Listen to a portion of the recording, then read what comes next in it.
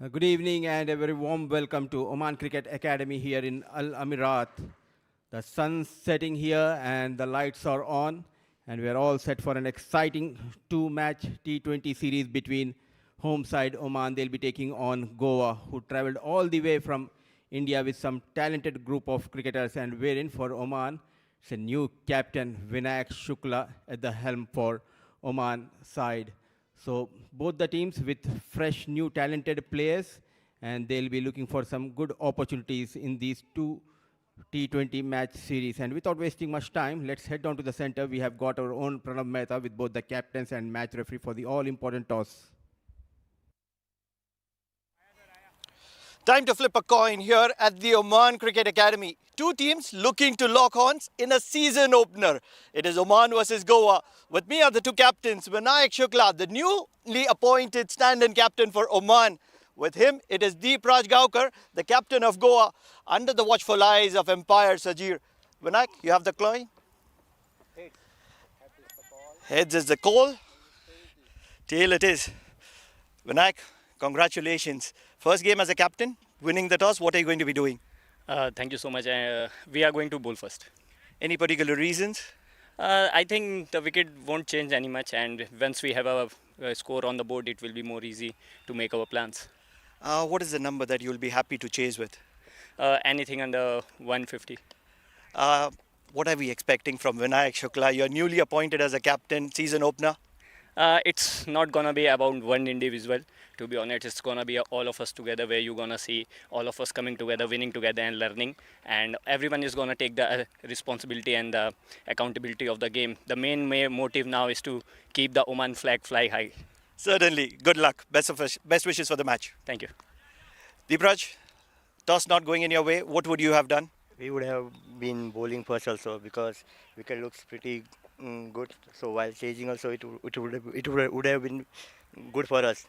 They're looking to keep you below 150. What's the number in your mind? Yeah, wicket looks also anything above 160, 170 would be good total to defend. Season 2026-27 on the way for Goa. What do we expect? Yeah, it's it's the first game of the season, so we will like to gel up really well as a team and do well for the Goa team. Good luck then. Thank you. The news from the centre is that Vinayak Shukla, the newly appointed captain of Oman, has won. So here we go, ball number one for this exciting two-match series. The news from the center was Vinayak Shukla in his first game as Oman captain. He has won the toss and straight away he decided to bowl first. It's a night encounter between two sides. Goa with plenty of experienced players in their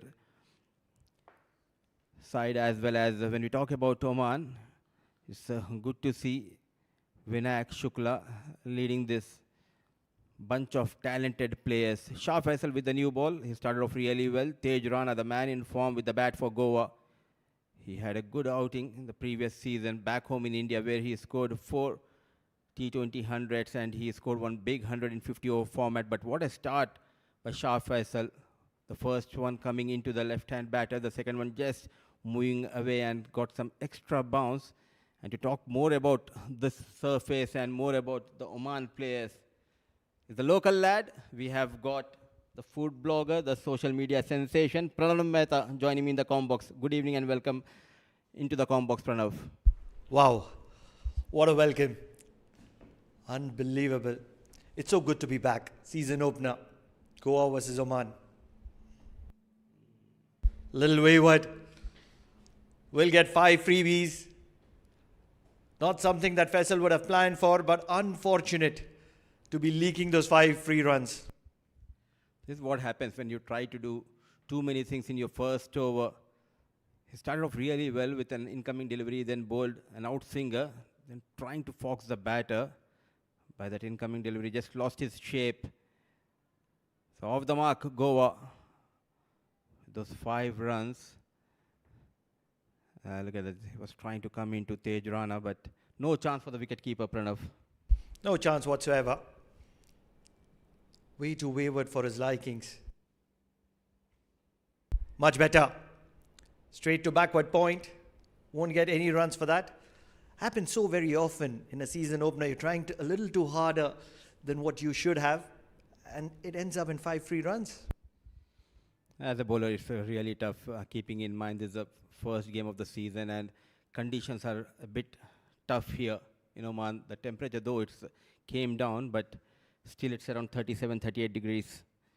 So it won't be easy for the fast bowlers. Certainly, extremely hot. I was there in the center and I was dripping.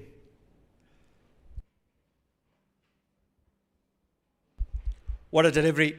Just outside the off stump. Bending his back hard as well. A good comeback. And what a season he had the last season, not only in domestic but also at international level. He has showed his class with the new ball, Shah Faisal. If you remember Asia Cup, the way he got Abhishek Sharma. In fact, it was Shubman Gill's wicket, which came into the right-hand batter. He's one of the premier fast bowler, and good to see he's looking fit. And he's going to be tested, season opener, on a good batting track. Lovely drive, catching opportunity, gone down begging. Believe it or not, Faisal is still applauding the effort. Chance, gone begging, but what an effort. It was struck hard, just trying to check his drive. Played away from the body. He was not in control, but at this level, you need to take those chances. He's one of the best fielders they have in their side. It was Hamad Mirza. Tej Rana survives. Do you believe in luck? This is exactly what the left-hander would have ordered, or would have wanted rather. He'll take it with 2 hands. Once again, Upish. This time bending his back hard, back of length, rising on Rana. Decent start for Faisal Shah. Except for those 5 freebies, everything was well in control. 5 without losing a wicket.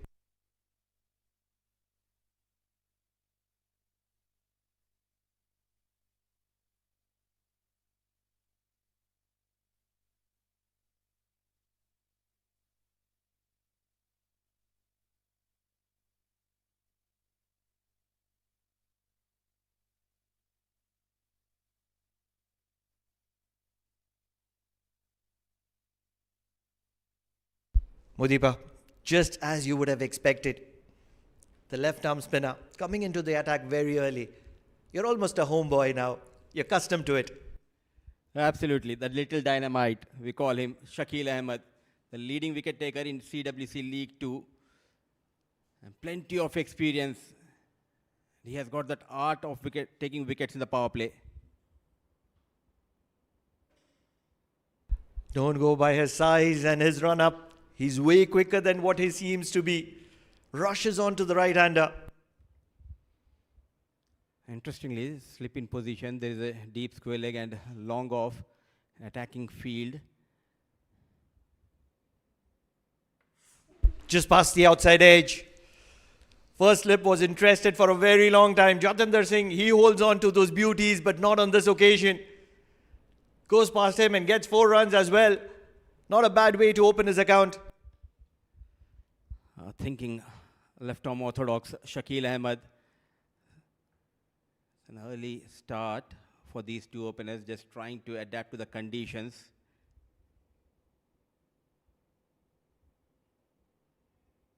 Gets the leading edge. Oh, he's always very interested, Shakil Ahmed, the little dynamite. He has a very different quality, which you generally don't see with left-arm spinners. Very quick through the air, hurries on to the batters. Especially those sharp shooters coming into the right-hand batters. That is where he's very lethal, showing some respect. Bhujbal taking his own time. The right decision, I believe, made by Vinayak Shukla, keeping in mind the way the surface is behaving.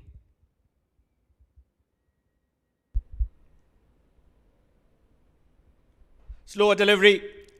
Up and over mid-on. A few bounces into the boundary. Shakil wouldn't mind it. Neither will the batsman. Runs are runs, and it's counting in favor of Goa at the moment. A confident looking shot. Much better.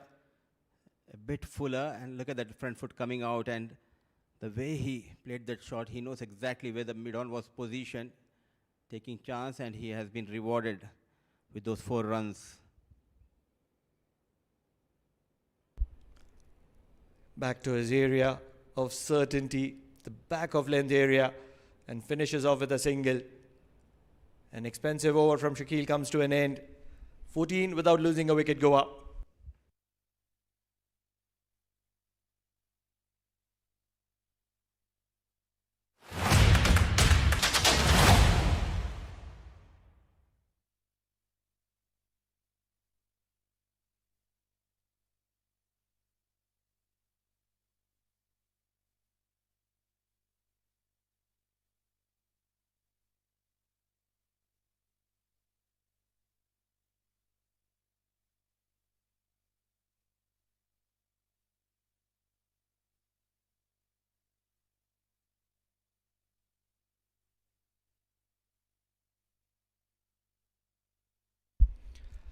Faisal Shah, he's going to be continuing from the far end. Back of length, cut well. 2 players at point, both interested but not good enough to stop it. It's going to be free-flowing boundary from the right-handed batter. Growing in confidence. Got a couple of boundaries in the previous over. Now, slightly width offered by Shah Faisal. So boundary number 3 from the blade of Bhujbal. Tej Rana on the other hand, yet to open his account. A change in the field. They have got deep square leg and there is a deep third. Still an attacking field. A lone slip, Jatinder Singh. What a rise when we talk about Oman team, especially after 2024, the way they performed as a group, as one unit, under the guidance of leadership of Jatinder Singh, now with a new captain. It will be interesting to see how the boys will respond. Absolutely, it has been an incredible journey over the last 2 years. The way they have risen in confidence and the performance has been aesthetic. They were right towards the bottom of the ICC CWC, and from there to rise and dominate that table, it's been a story. Quick single to get off the mark. Get off the strike.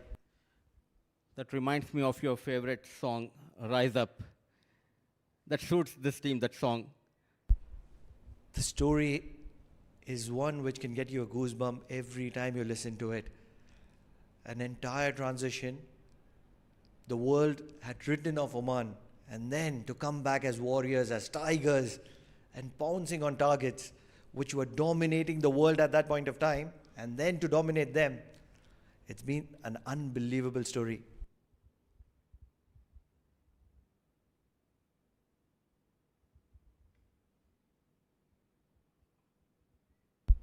Quick single.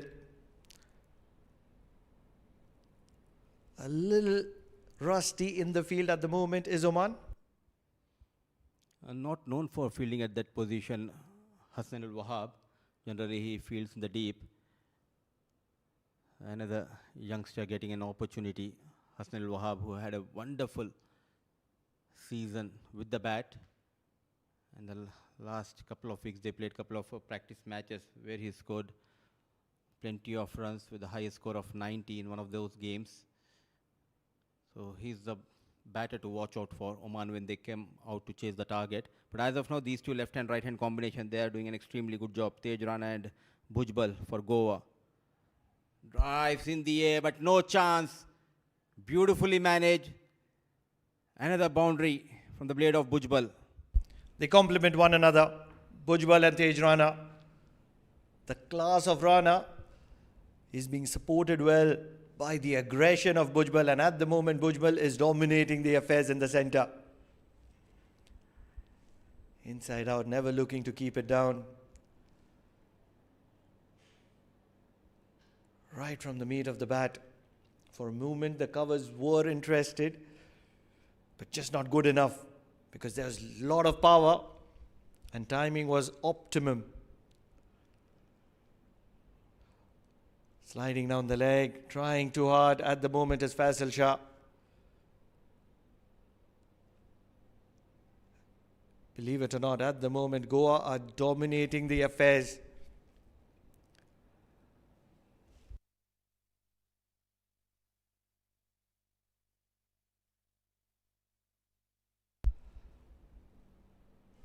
Need a wicket here. And that's what all those Omani fans would be looking at. Who can produce a wicket? He's the best man in the team. He's known for picking up wickets, Faisal Shah. Can he do so now? Big shot on the leg side, in the air, all the way. Is it a maximum? I feel it is a maximum.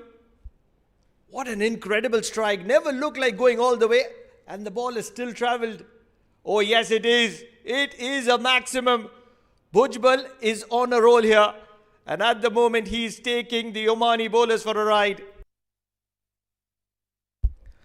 What an incredible shot. It wasn't too short, but just short enough to pull.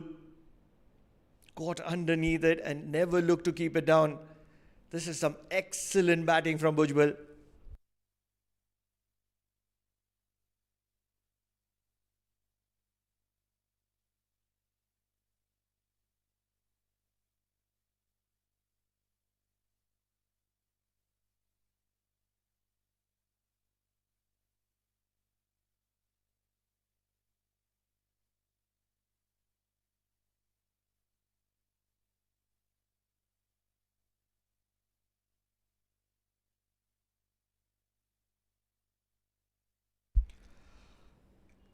Another left arm spinner replacing a left arm spinner.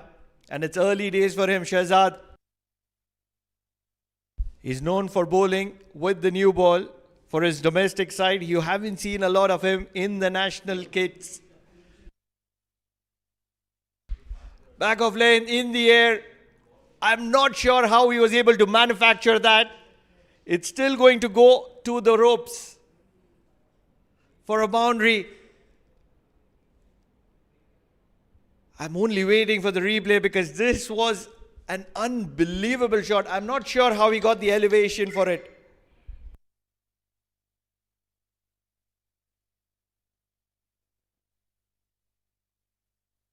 This is going to be very interesting. Look at that, looking to go inside out. Most people would say it was an outside edge. I feel he opened the bat to perfection. He's got the wicket. Shehzad Rahim. He's castled the man in form. Tej Rana. He's known for accumulating big runs. He was looking for a big shot. He did get a boundary on the previous delivery. And in the process of accumulating a big one, he's lost. He's castled. And he's going to be taking a long walk back to the pavilion. Shehzad Rahim gets the first one for Oman. 35 for the loss of 1.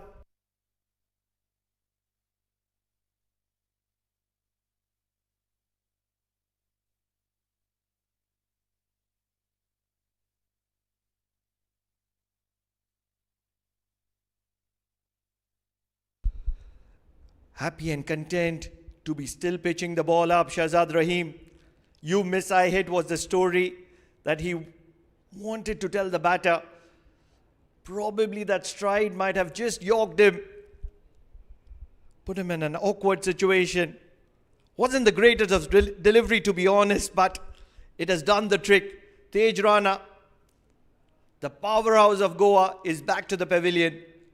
35 for the loss of 1.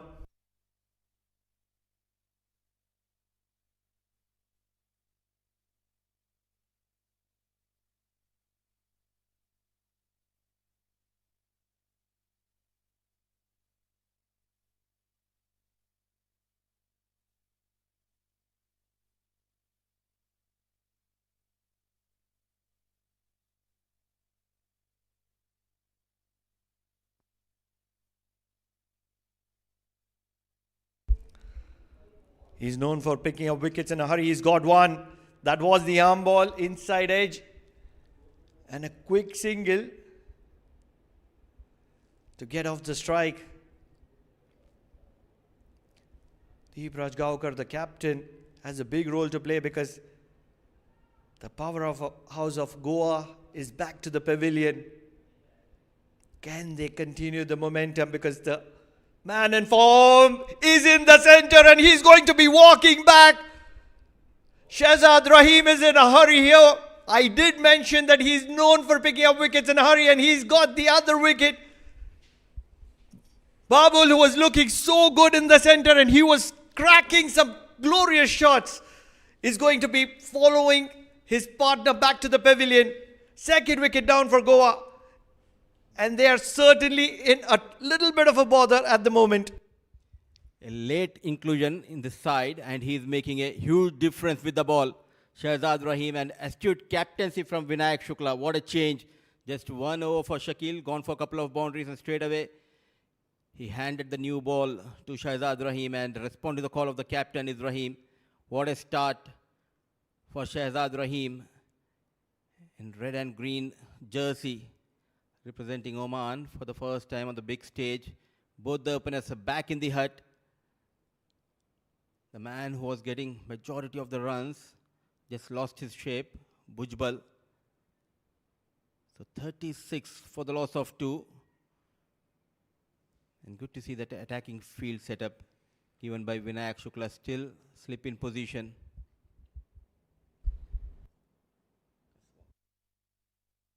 What was good about Shahzad Rahim was that he was happy and content to be flighting the delivery. We'll be talking more of Shahzad Rahim. He deserves it, but at the moment, 36 for the loss of 2 Goa.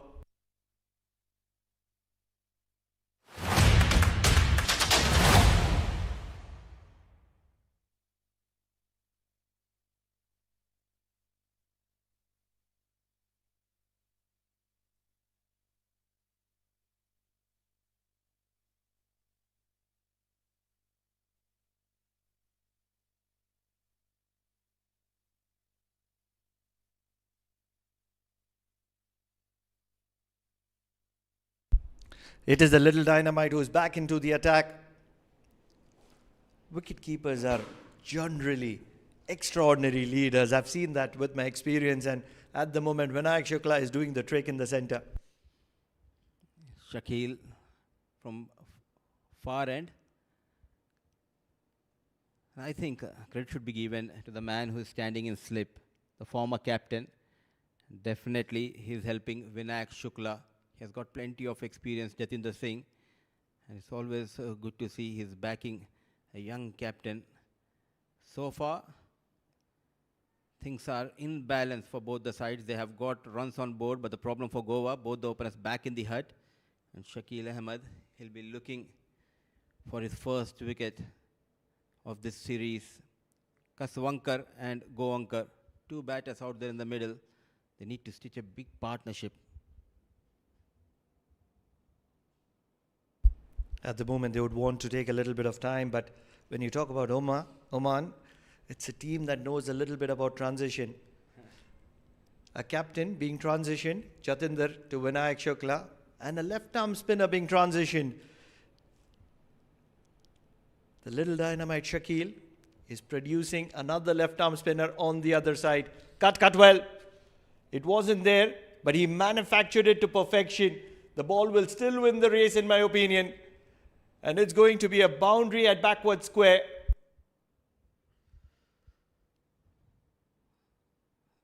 Gopakumar moving his right hand. It means 4 runs.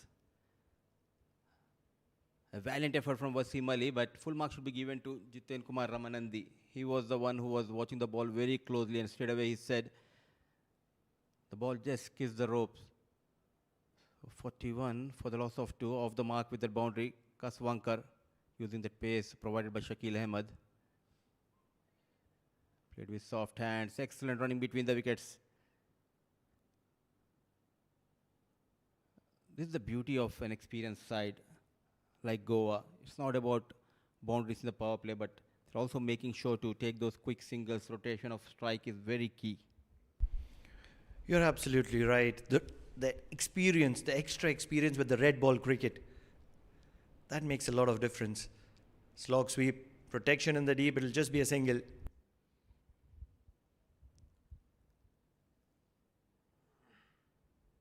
first time they came to this part of the world, Goa side. They had a long and lengthy practice session yesterday, and good to see the way they are adapting to the conditions.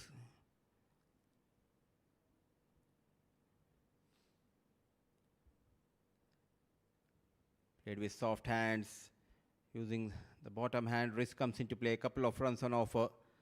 Just struggling with his line and length, Shakil Ahmed. But a good over for Goa. 5 gone, 45 for the loss of 2.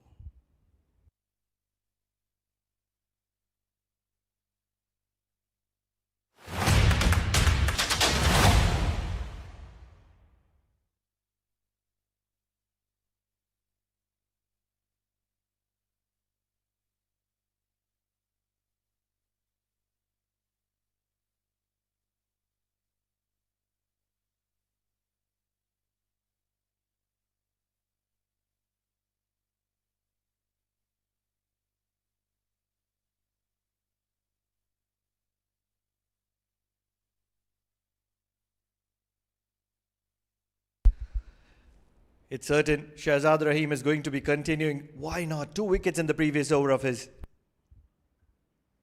He has been rightly rewarded by placing the playing 11 by the head coach and the Oman cricket management. He had a wonderful season, not only with the ball but also with the bat. He's a complete package to have in your side.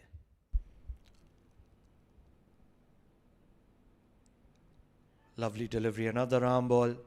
He's keeping the batter interested at the moment, wants the batter to go after him.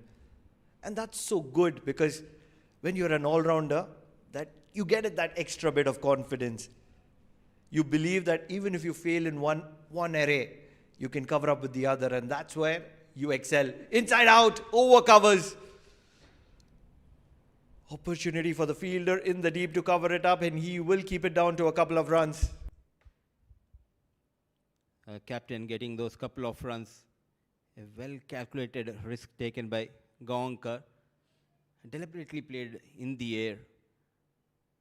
But brave is Shahzad Rahim in the power play, giving that flight, inviting the batter to go and play those inside and out shot. Looking lethal, Shahzad Rahim. And if you notice, all those deliveries that he's bowled so far, majority of them have been pitched up. And that's the courage that he has. It's early days for him in the national kit. And yet to have that confidence to pitch the ball up. He's competing, he's contending. Don't forget, his senior partner Shakil, a left-arm spinner. There's also Wasim Ali, another left-arm spinner. So there's a healthy competition in the side. Drive down the ground for a single. And interestingly, no off-spinner. The playing 11, no Siddharth Bokapatnam, no J. Odedra. They came into this game with 3 left-arm orthodox. A quicker delivery, what a comeback by Shahzad Rahim, keeping things tight. So 6 overs gone, power play done and dusted. It's 49 for the loss of 2 for Goa.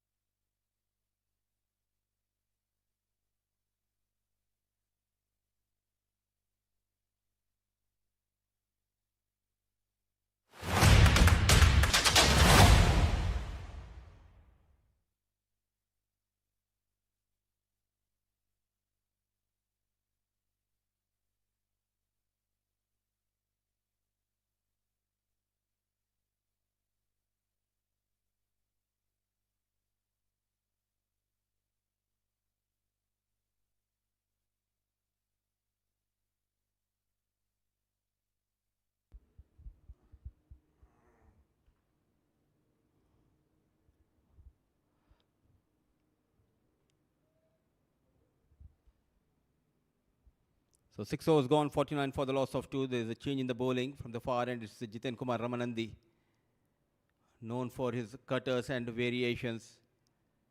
Taking a thick outside edge. Good work done by Shakil Ahmed, but good to see these two building a partnership, Gonkar and Kaswanka, with that single 50 comes up for Goa. And a couple of wickets going down in the power play.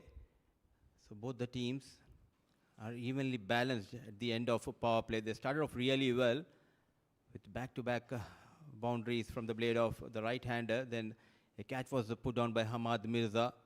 Shakil went for some runs in his first over. It was a Bhujbal who came hard against Shakil Ahmed. But then the change in the bowling by Vinayak Shukla doing wonders. The man who is playing his first game in the red and green jersey, Shahzad Rahim, doing the damage. But before that, it was a Bhujbal show. He batted beautifully, got better of Shah Faisal, got a couple of boundaries and a huge maximum. And then came Shahzad Rahim, the golden arm. First he got better of Tej Rana.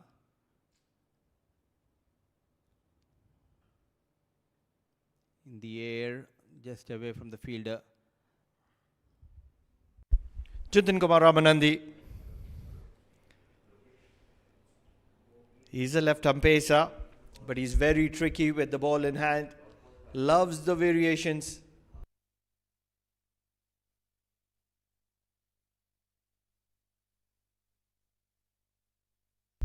Generally likes to keep the things tight, and that's what he's popular for.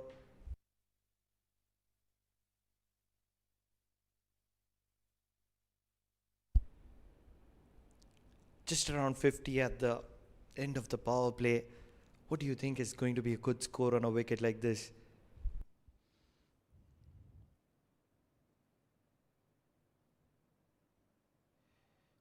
Change of pace, beautifully bowled. Ball keeping a bit low there. I've heard what the captains said to you during the toss. Vinayak Shukla, he said he'll be happy to keep them under 150, wherein Gaonka, he thinks 160, 170 is a good total to defend on this track. But now looking at the surface, if they can post somewhere around 150, 160, it will be really tough for Oman to chase under the lights.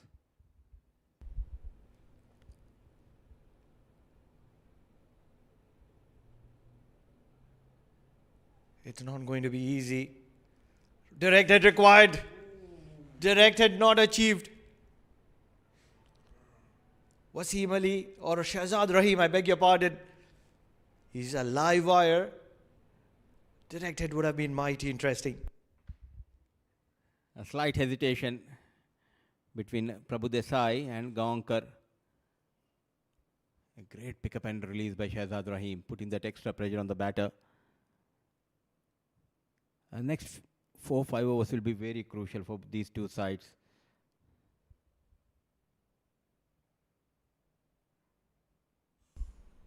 And it's not going to be easy because Jitin Kumar Ramanandi, we have seen him at the international stage doing really well with his change of pace and variation. It's going to be an interesting contest. 52 for the loss of 2 at the end of 7.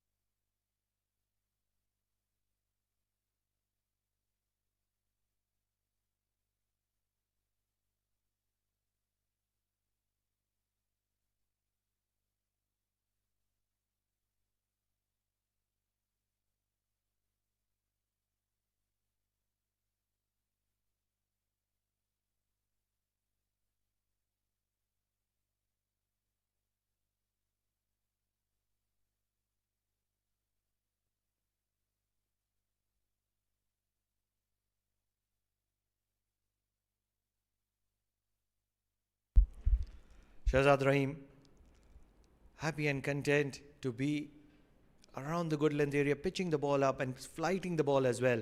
You don't see him doing that in the domestic circuit.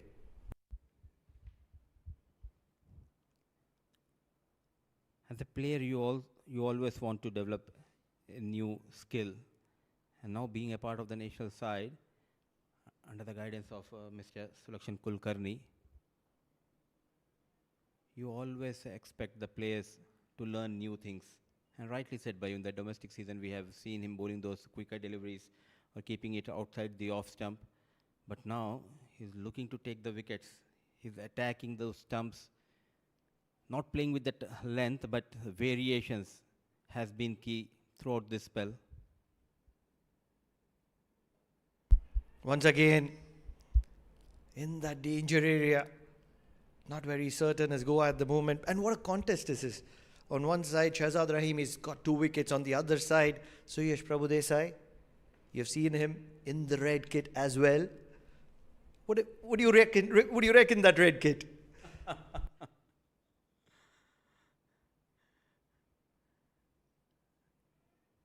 I played for RCB, missed the bus in the last season in IPL, did not got a chance. But he's the man to watch tonight under the lights here at Oman Cricket Academy. They have lost a couple of wickets, both the openers back in the hut. The onus is on the captain and Prabhu Desai. Another quick single, very late to react was Vinayak Shukla. An excellent piece of calling, great communication skills.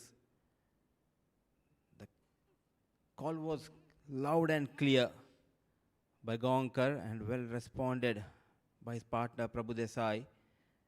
This is how you get runs.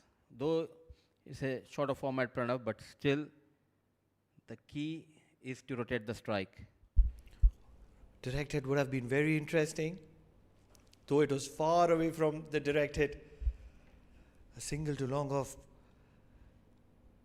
There's a lot of history between Goa and Oman. And we'll talk about that in the next over.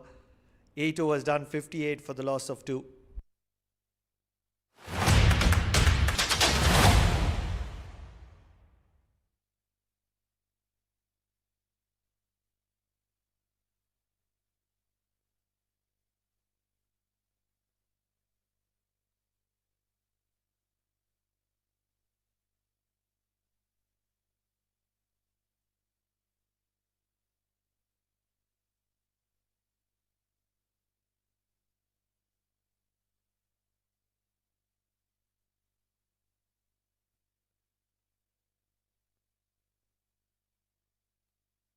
So 2 wickets going down and both the wickets going in the kitty of Shahzad Rahim. For the first delivery, he forced the batter to play that drive and repeated that against the right-hander as well. Slow in the air, invited him to go big. And with that angle, he's a tall left-hand orthodox spinner coming into the right-hand batter, and he created that opportunity, beautifully bowled by Shahzad Rahim. And now Jiten Kumar Ramanandi, another talented all-rounder here in Oman. Bowled really well in the Asia Cup as well as in the T20 World Cup in Sri Lanka. Not known for his pace, he knows his limitations. A low full toss, but just not able to find the gap in the deep. So keeping things tight as of now, Ramanandi and Shahzad Rahim from the other end. But the plan, what I believe, for Goa for the next few overs is stitch a partnership, not to lose a wicket. Oh, for sure.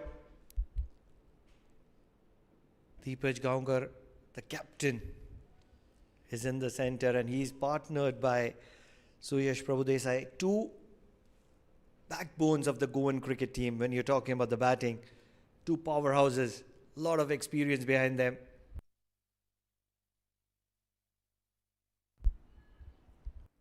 And just before the toss, we had a little conversation with the captain, Gaonkar, and we were asking him about the team's performance.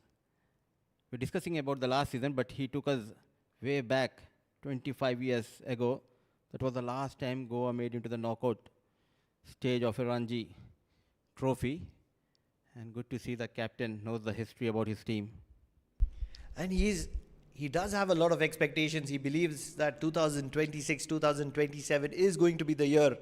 It started with Oman, and he's going to be expecting a lot of performances from his teammates in the domestic circuit of India. They just missed the bus last season by the smallest of margins. Absolutely, and it's good to see the way they are approaching the new season. They came out of India, they traveled here in Oman, testing their place in the different conditions, and definitely this will boost their confidence. Beats the outside edge. Vinayak Shukla will be mighty happy with the way Jitin Kumar Ramanandi is bowling at the moment. He's testing the wicket at the moment more than the batter. He knows the surface quite well here and bowling wicket to wicket channel, and good to see some extra bounce for Jitin Kumar Ramanandi. The man doing wonders with the surface here is our own Anup, the head curator who has always provided us some lively wickets.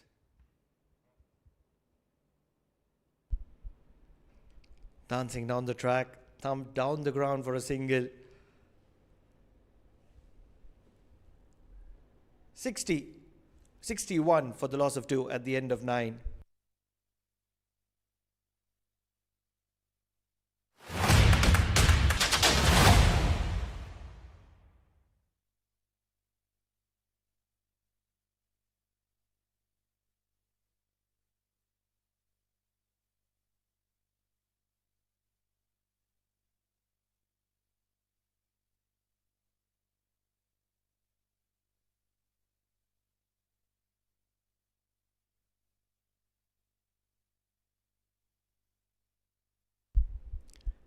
Modiba, there was a time when pacers used to be all about raw pace.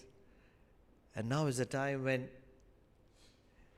if you tell a bowler that he's not quick enough and he's tricky, he will take that as a reputation. A modern day cricket. We have seen some drastic changes. Hasnain Ali Shah, right arm fast bowler. Yes and no, but good work done by Vinayak Shukla. But still there is life for the fast bowlers. We have seen the likes of Michelle Stark, Mohammad Shami, Mohammad Siraj, known for their pace. But wherein we have got the other bowlers. When we talk about fast bowling, Nathan Ellis, and not to forget Jasprit Bumrah, who has got the pace as well as he knows how to bowl those slower deliveries and also those lethal Yorkers. Talking about Yorkers, we have a bowler who knows a thing or two about bowling Yorkers. He's known for bowling Yorkers. May come back into the side. He missed the bus in the T20 World Cup due to an injury, but now looking fit, lost some kilos with a new hairstyle. A big fan of Sanjay Dutt. Don't know about Sanjay Dutt, but if he can bowl the Yorkers and bouncers, I'm a big fan of that. Look at the way he bends his back. He has a decent pace behind his back. So testing times, and he's testing the star batter. Hitting the deck hard. Wanted to play that big shot, but at the last second, just pulled his bat out of the way. But what a comeback by Hasnain. He suffered an injury a couple of months back, but now looking sharp.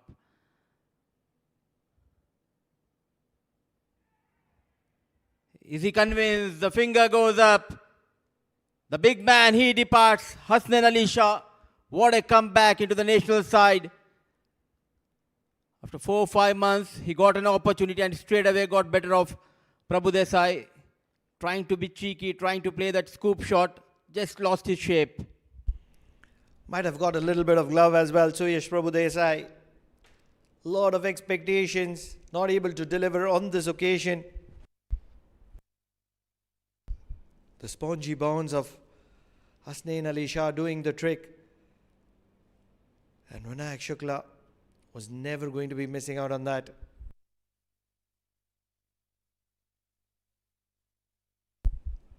Back of length.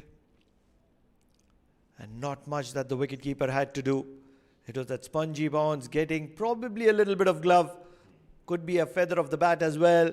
It doesn't matter because at the moment Suyash Prabhu Desai is going to be walking back. And with that, it's time for drinks.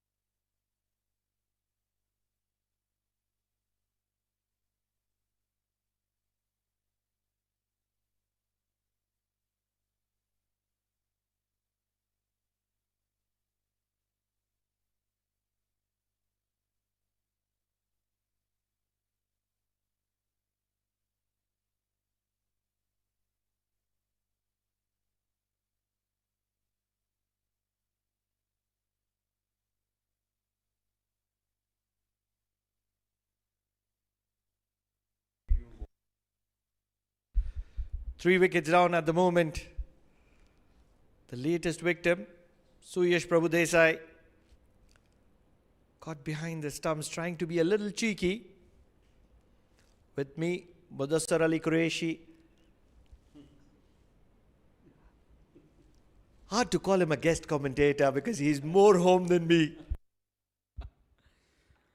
Always loves to be back here in Oman. Always good to see the quality of cricket we get to see here in Oman, Pranav.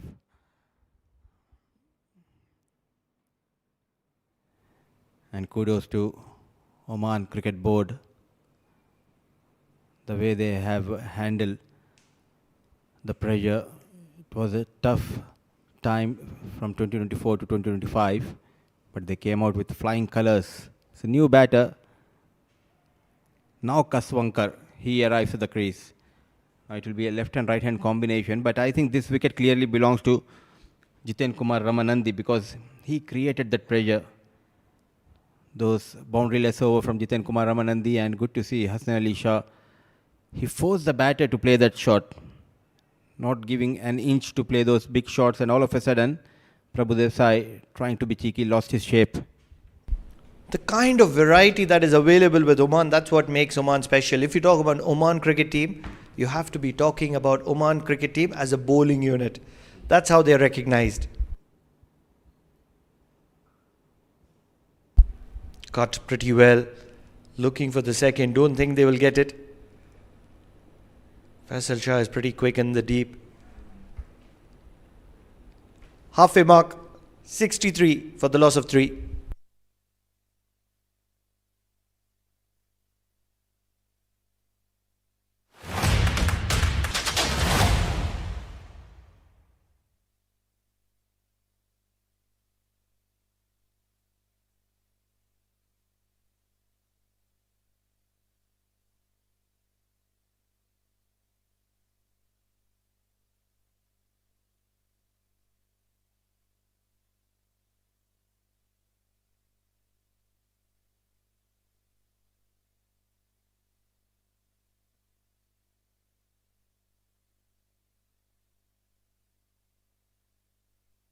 So half of the overs done and dusted in the first innings. Goa 63 for the loss of 3, and Shakil Ahmed wicketless so far, gone for plenty of runs in his first 2 overs. 18 runs lead by Shakil. A couple of left-handed batters on the side of Goa, and Quite surprisingly, Oman head coach Sulakshan Kulkarni, he has not included an off spinner.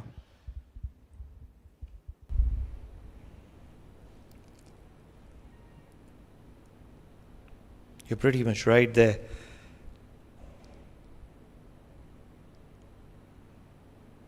But if you notice, Oman, in the past 2 years, you would notice that left-arm spinners have done the key.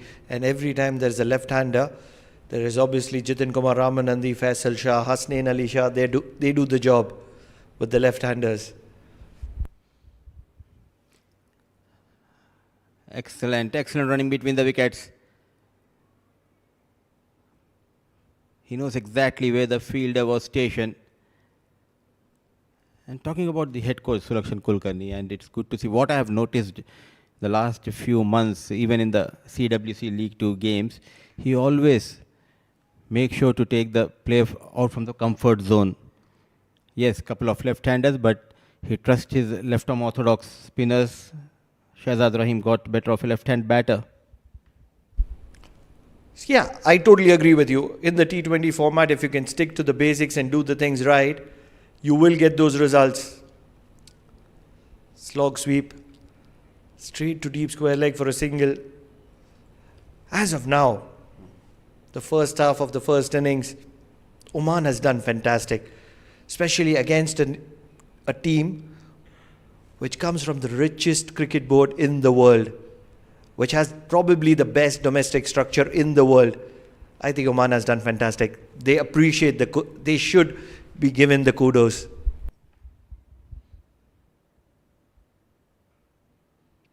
Rightly said, Pranav.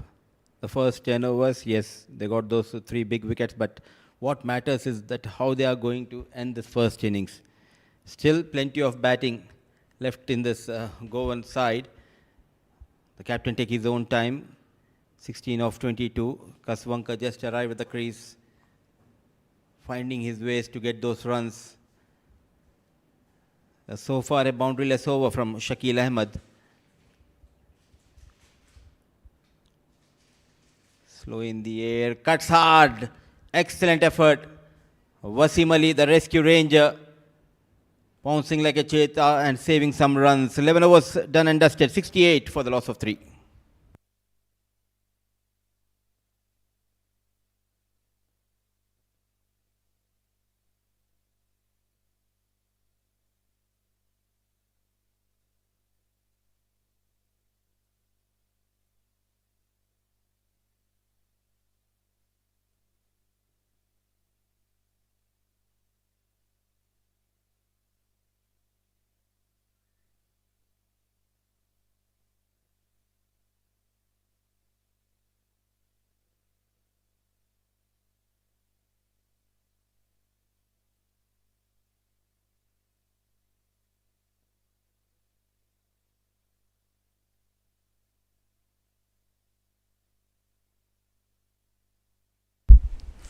Beating the outside edge. The absolute pace of Hasnain Ali Shah. And on the other side, it's the spin that is doing the trick.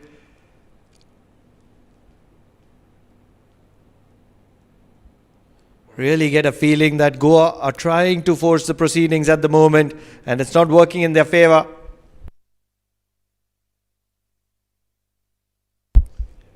Every time I talk about the Goan batting side, I have to be talking about Bhujbal. He was looking aesthetic. 24 of 12 deliveries. But since his departure, no other batter has been able to get going. Yes, the captain is there. Deepaj Gaukar.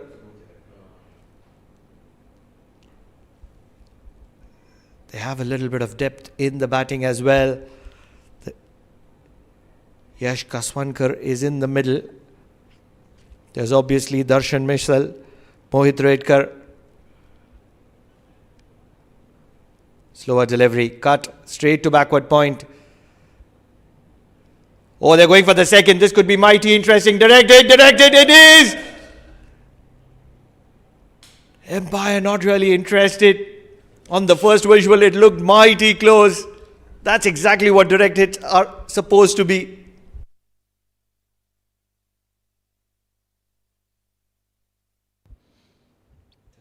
Showing some great reflexes, the fielders out there in the middle.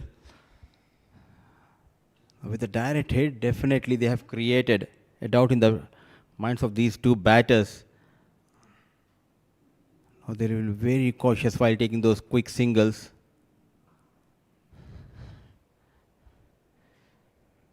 There's an interesting fact about this Goan team. We were talking about their performance way back in 2002, but not to forget 2025. They clinched the plate group championship in Ranji Trophy. They defeated Nagaland by a massive margin of 362 runs. Wow. And also good to see the players, their performances were really good in 2025. Some mind-boggling performance from the fast bowlers as well as their top order batters, helping them to clinch that plate group trophy. But as of now, dictating the terms out there in the middle is a superstar, speed star, a late call, not happy is Hassan Ali Shah. A wide has been called, a testing bouncer. A second for the over. Well left, very watchful was the batter. And you're pretty much right. Players like Abhinav Tejrana, he's been the player to watch out for, especially with those glorious performances last season. 800 runs in a season, 800 runs, believe it or not. I think he got selected for the Dilip Trophy tournament. In next few weeks' time, he'll be representing his zone. Running hard, converting that single into double. Boundaries are hard to come, so now the focus is on taking those singles and doubles for these two batters. And when we talk about Goan team, do you remember 2007-2008 IPL, Rajasthan Royals? I'll give you a hint as well as a clue. The top order batter and hard hitting opener, the little dynamite. He got those plenty of runs in the first 6 overs in that IPL for Rajasthan Royals.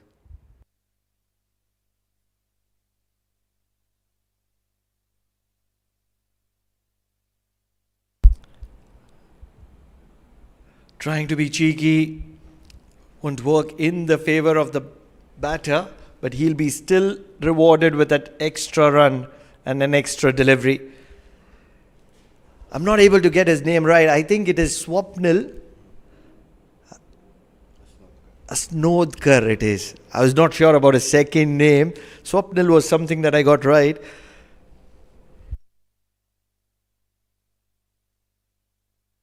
Flashy, very, very flashy. That's how I'd like to recall his innings.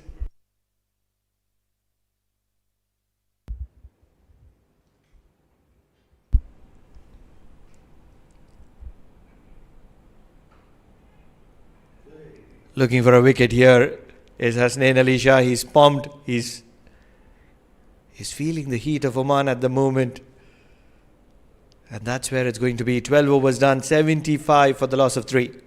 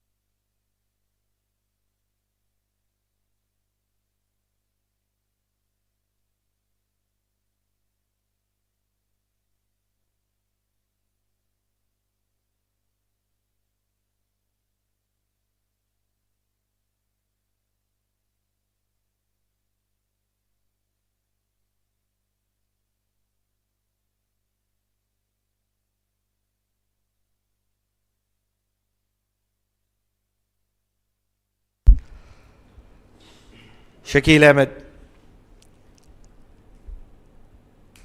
Fired in. He's quicker than most left-arm medium pacers. You mean to say quicker than Jitin Kumar Ramanandi? That's a statement. That's a certainty he's quicker than Jatin Kumar Ramanandi.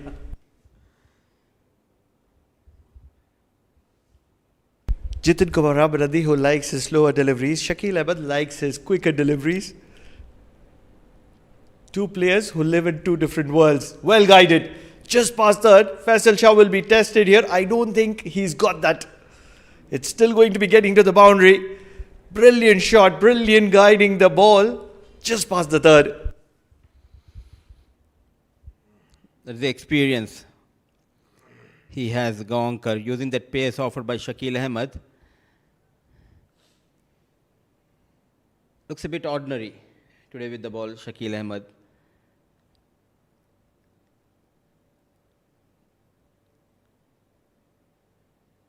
"28 runs leaked into his final over. Swept hard. The man who used to feel inside the 30-yard circle, now patrolling that mid-wicket area. Jatin, what a career he has with Oman side. Started way back in 2011 as a kid. He's a veteran now, and it's so difficult to call him a veteran. He was a youngster when I used to play cricket, and now he's a veteran. Absolutely glorious career. And he still has a few legs left in him. But the transition, you have to credit the management, utilizing his services to groom a new captain while he's still there. This is commendable. Absolutely, Pranav, and they're doing extremely well in the CWC League too.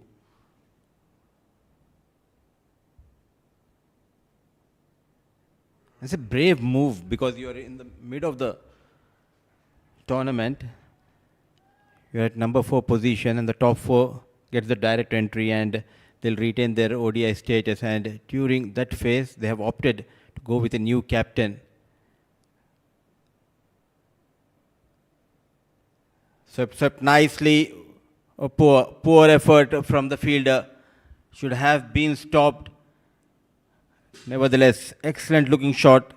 The captain getting those runs for his side. He moves to 27 with that boundary.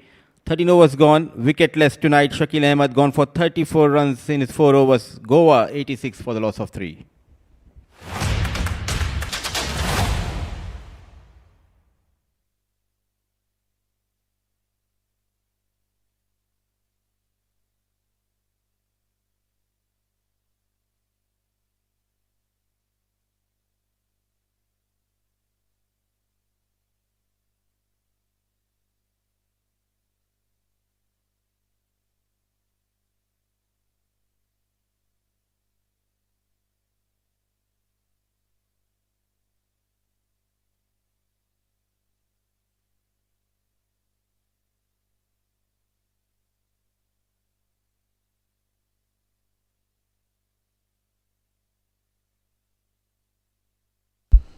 Faisal Shah.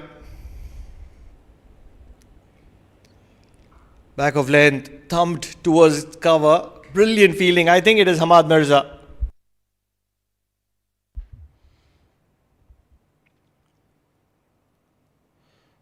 This was the boundary scored by Gaonkar in the previous over. Ordinary stuff. It was the fast bowler, I believe, Hasnain Ali Shah. Really don't understand why he was standing couple of yards in from that boundary line. Caught himself in an awkward position. The last 7 overs, how many more they can add? Gaonkar and Kaswankar out there in the middle. Oh, beautifully bowled. Sticking to that off stump channel. Surprising the batter with that extra bounce. There's a little bit of spongy bounce, and that's what you notice and you see very often at the Oman cricket. Especially the new wickets. They certainly have a little bit of spongy bounce under the lights.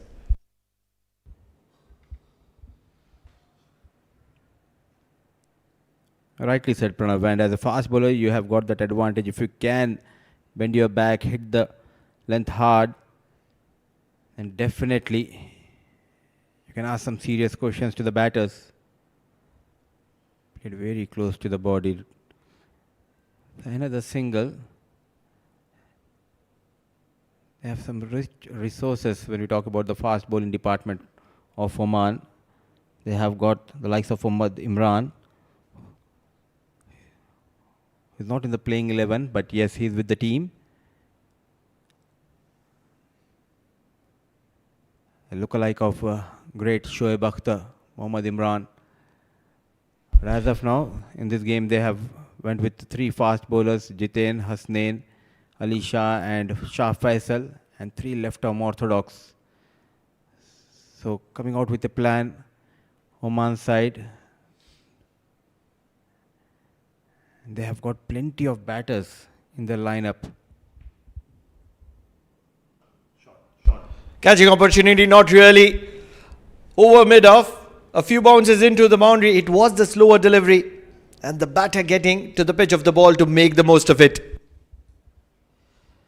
Trying to test the batter, trying to play with his mind, Shah Faisal.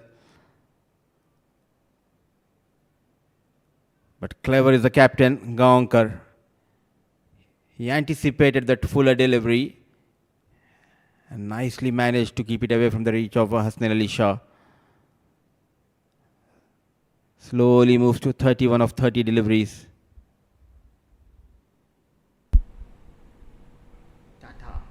Big shot, fielder in the deep, catching opportunity, catch taken.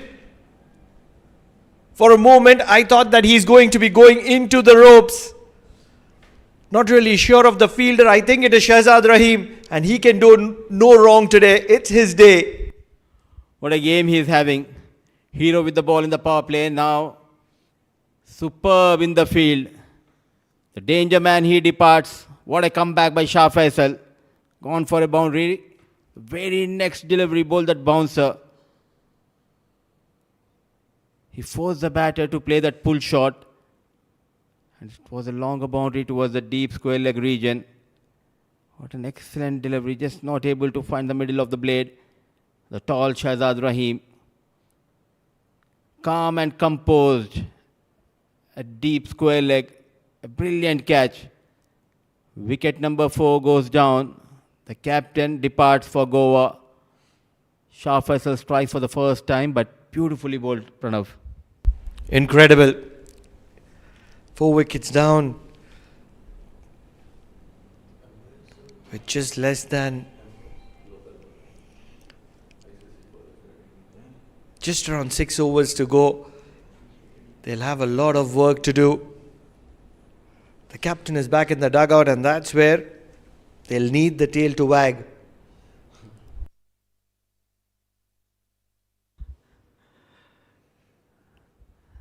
The good news is the likes of Kaswanka still out there in the middle, but just not able to find those boundaries.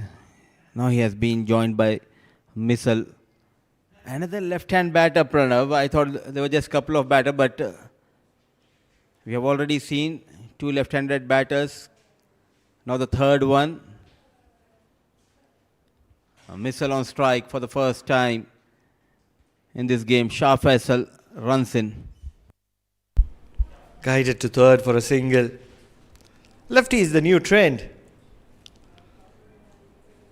They look absolutely aesthetic every time that they're batting. We'll be talking more of that. 14 overs done.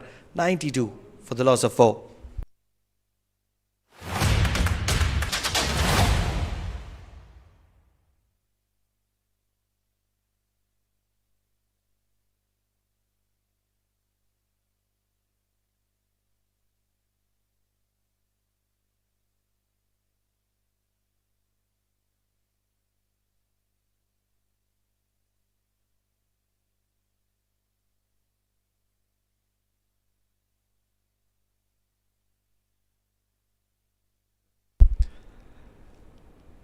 The death over specialist Jitin Kumar Ramanandi is continuing to dominate the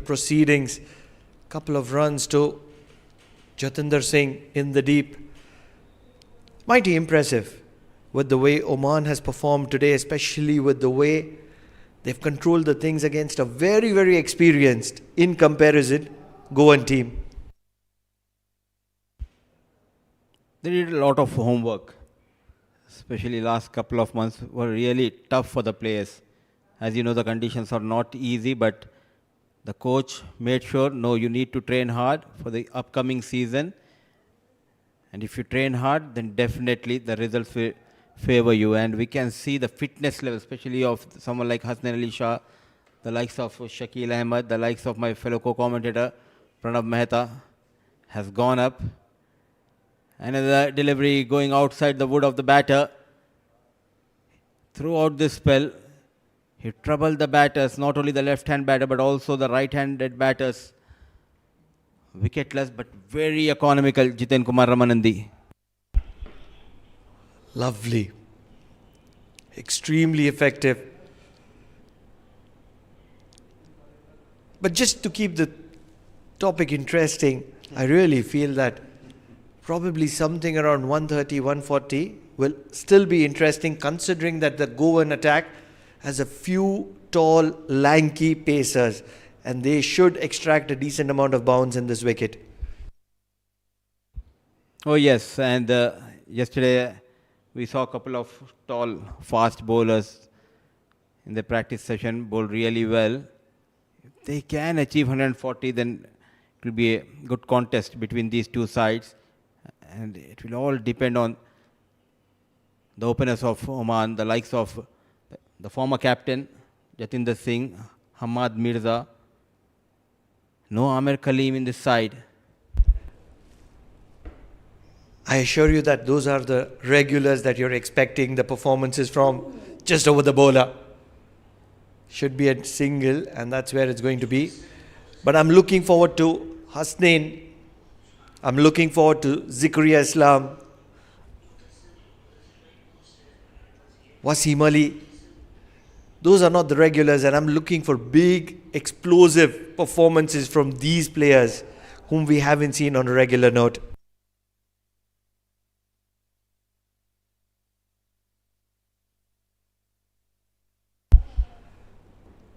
You do know that Hasnain Ul-Wahab has got some glorious performances in the recent past as well.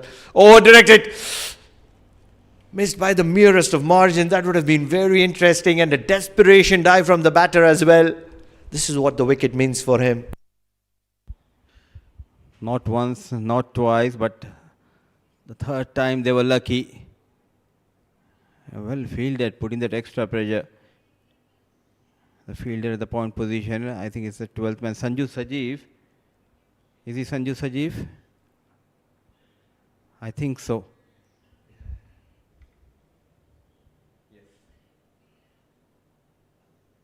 Oh yes, it looks like Super Sanju. What an entertaining game at the moment it is. 15 overs done, 97 for the loss of 4.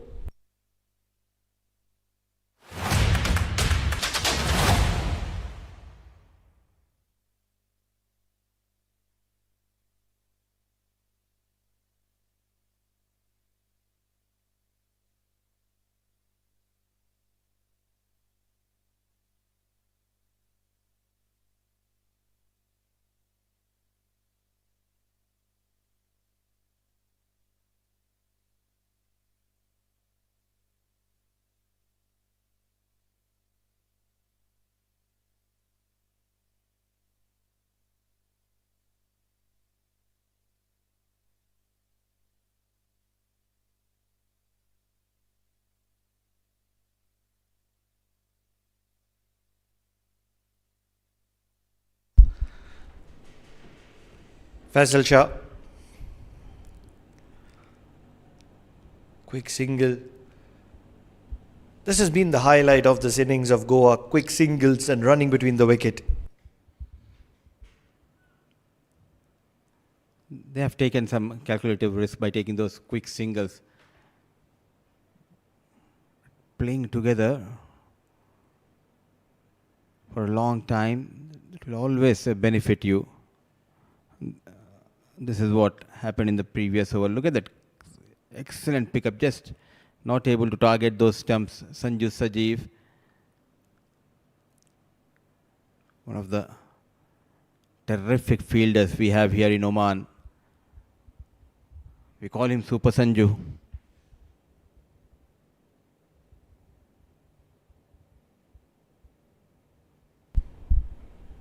Back of length, another quick single. Fun fact, there is only one player so far in this inning who scored at in excess of a strike rate of 100, and that is Shivendra Bhujbal, striking at perfect 200, 24 of 12. Apart from him, the next best, Deepaj Gaonkar, the captain, who has already departed back to the dugout, 31 of 31, a picture perfect 100. And everyone else has been sub 100. A sign to be bothered about? Big shot, it's gone straight up. Fielder. I think that's a brilliant catch. Under pressure, holding on to a brilliant catch, rolling over at the right time. I think it is Hasnain Ali Shah, and what an incredible catch that is. Superb effort by the fast bowler, not afraid to put that dive, extra effort resulting in the fall of the wicket. Missile, short stay for Missile, making just 6 runs. But what an extraordinary delivery. Yet again, Shah Faisal hitting the deck hard,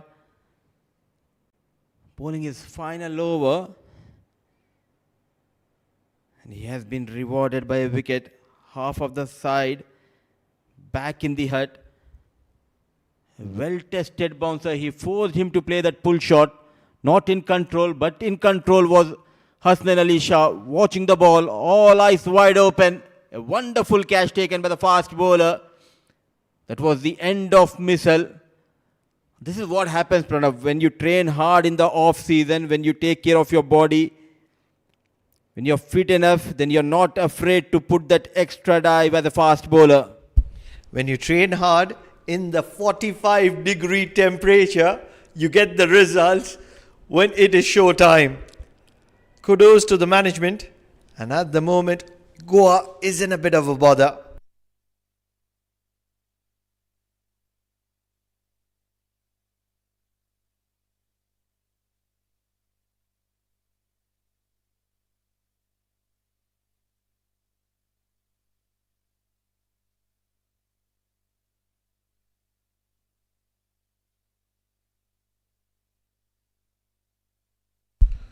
$99 for 5.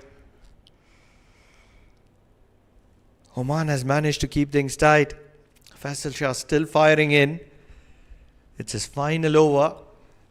Not afraid to be losing out on resources early. Shakil bowled out. Faisal is also going to be bowled out. It's completely a new team. When we talk about their plans, yes, old faces, but they have got some new plans. A new coach working with these boys, Sulakshan Kulkarni. And this is what happens when you train hard, when you're out of your comfort zone, on the back foot. A couple of runs to get off the mark.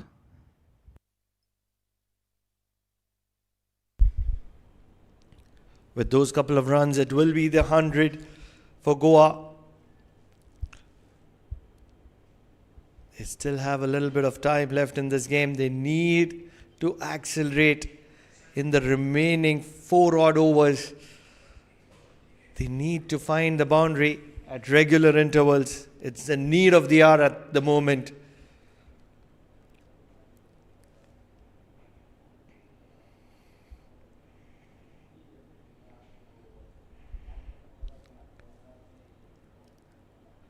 Angle to third for a single. He will retain the strike for the next over. 16 overs done, 102 for the loss of 5. Goa.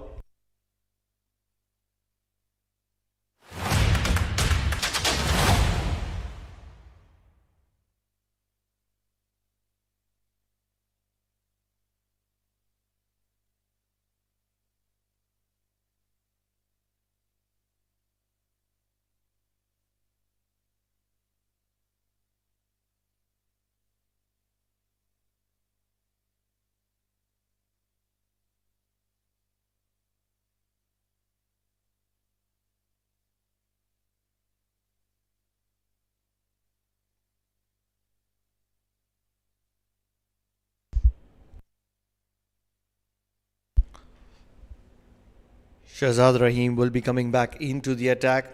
He's been incredible this evening.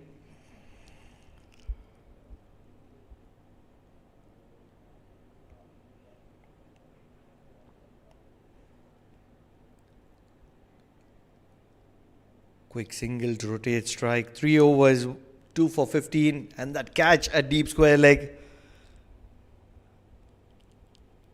He'll certainly be looking to keep things tight. He's been around a long time in the domestic circuit, but it's early days for him at the international circuit in that red kit.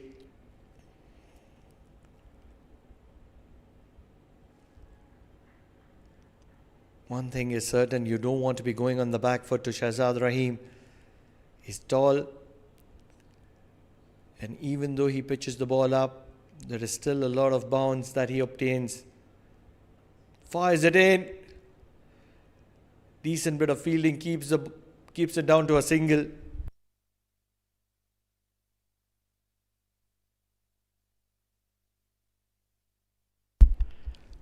Yash Kaswankar.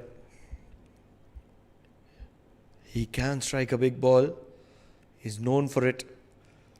Looking for the second. Has to be pushing for the second. They're very quick between the wickets. Also puts in the dive.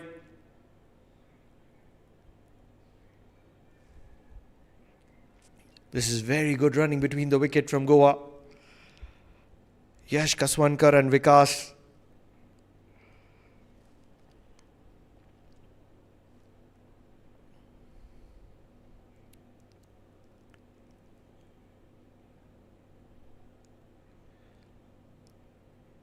Keeping things tight is Shahzad Rahim.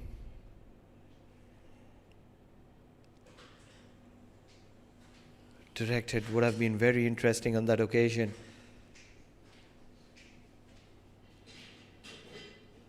Another quick single. This has been pretty much handy from Goa.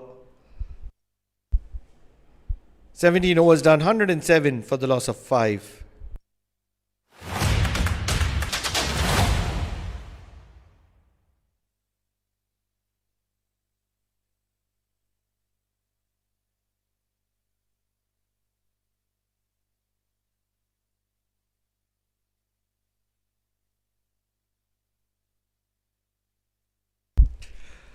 Muthiba, you're almost a home commentator when it comes to Oman.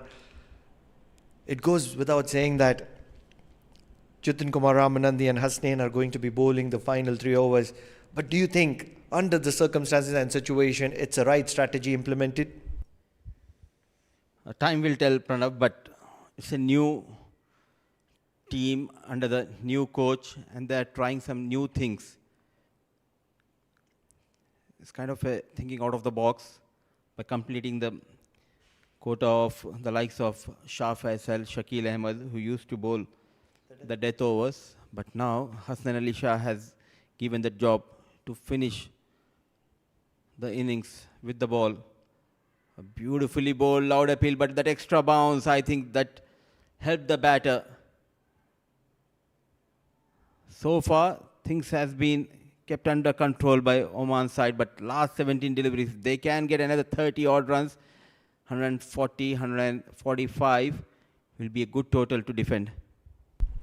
I assure you, later today, there are going to be a lot of appreciations on the social media for Oman for putting up a show as good as this against an experienced side like Goa. And I'm really mighty happy with the kind of development that has been happening in Oman. You have to agree with me there.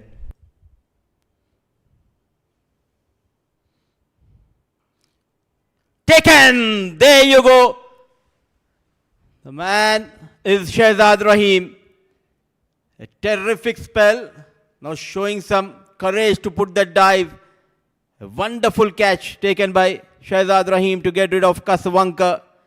Electrifying are the fielders in the field of Oman. What a moment for Shahzad Rahim and what a moment for Oman side. 6 wickets down for Goa. They haven't got too many. They have a few deliveries left to capitalize, but they're not. They're faltering under the pressure at the moment. That's the best way I can put it forward. One man who can put no foot wrong forward is Shahzad Rahim. A couple of catches in this innings and those two crucial early blows, both the openers. Celebrates as if it was just a regulation. I assure you it was nowhere close to a regulation. The ball was travelling from the bat of Kaswankar. Brilliant fielder, handy all-rounder altogether.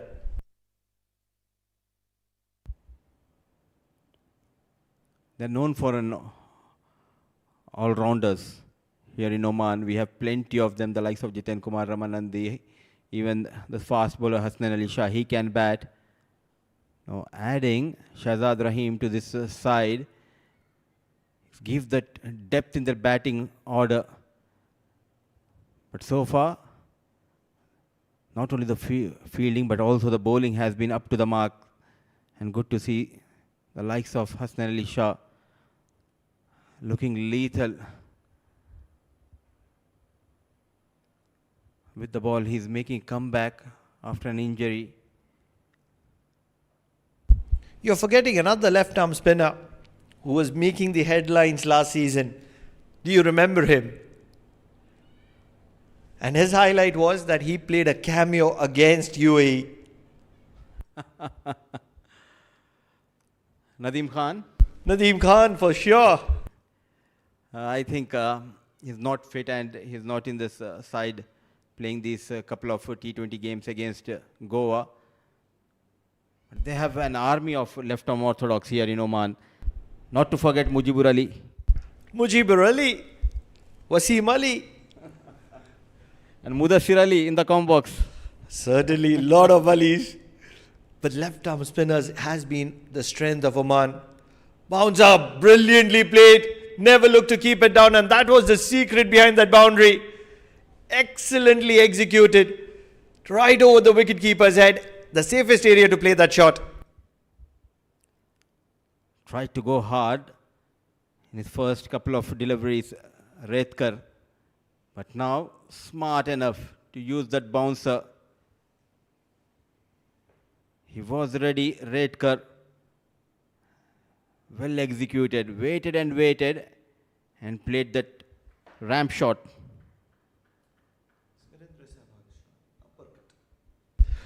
My fellow commentator says the Virendra Sehwag uppercut shot. Change of pace. But if you remember, Pranav, the last season we had Kerala here. We'll have that conversation in the next over. 18 overs gone, 113 for the loss of 6.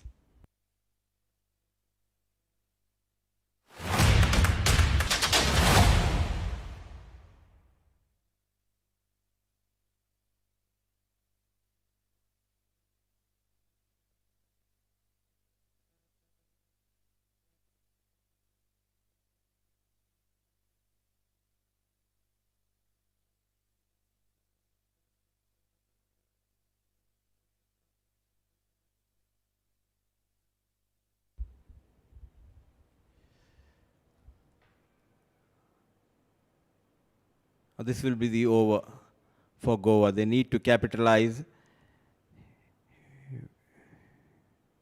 They know about this bowler. He won't bowl those express fast deliveries. He'll bowl those cutters. You need to be ready on your toes for those cunning, slower deliveries. Look at that.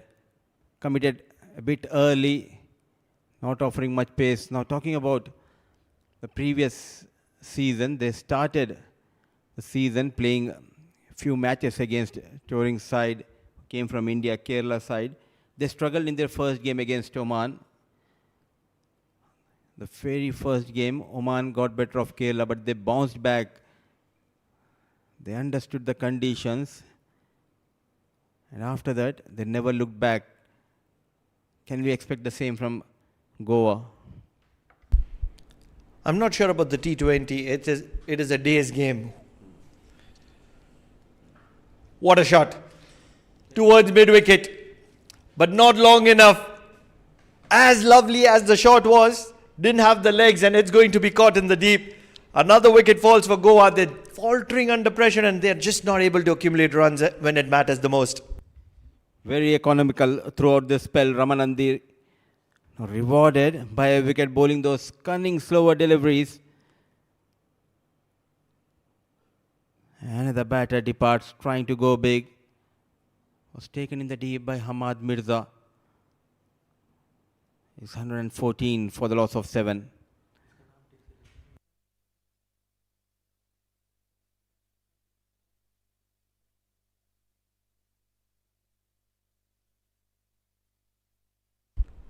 Change of pace is something that you get very regularly from Jitin Kumar Ramanandi.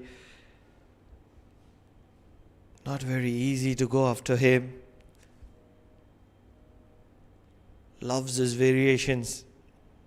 Not one of the quickest in the circuit, but very effective with his change of pace. Trouble times for Goa. They'll be expecting something incredible from Mohit Redka. Right in the block hole. We're talking about those tall assets of Goa. There's one in the center at the moment.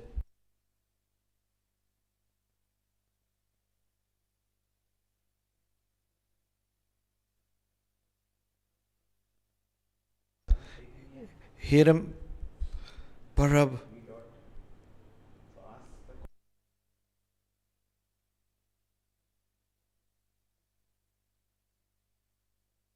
Dancing down the track. This time it has connected pretty much well.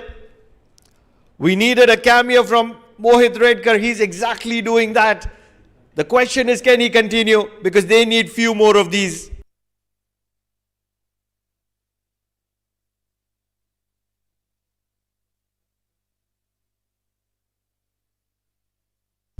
Reading the slower delivery to perfection. Mohit Redka. Expect another slower delivery. Right in the block hole. Stands and delivers. Holds his pose for the cameraman as well.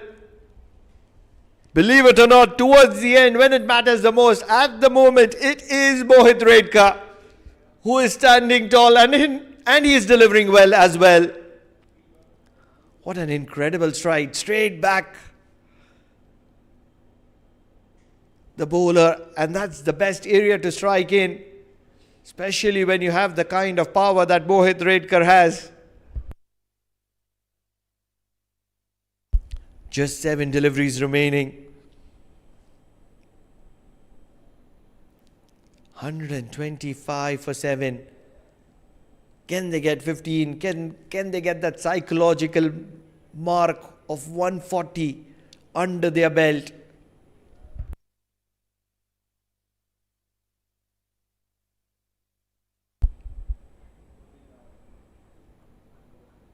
Jitin Kumar Ramanandi will be looking for a wicket. Right in the block hole, touch and run. An expensive over from Jitin Kumar Ramanandi, which did yield a wicket. Comes to an end. 126 for the loss of 7 with an over to spare.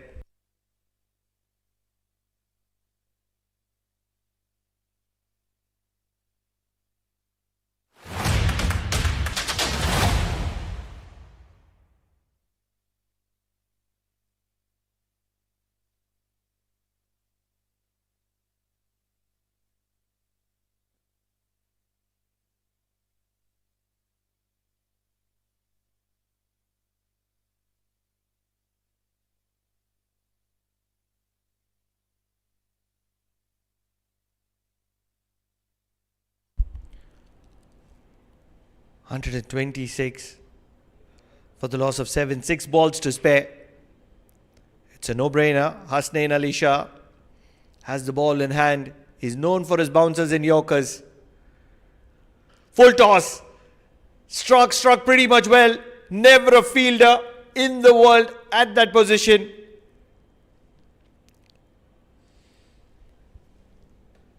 He's making hay while the sun shines.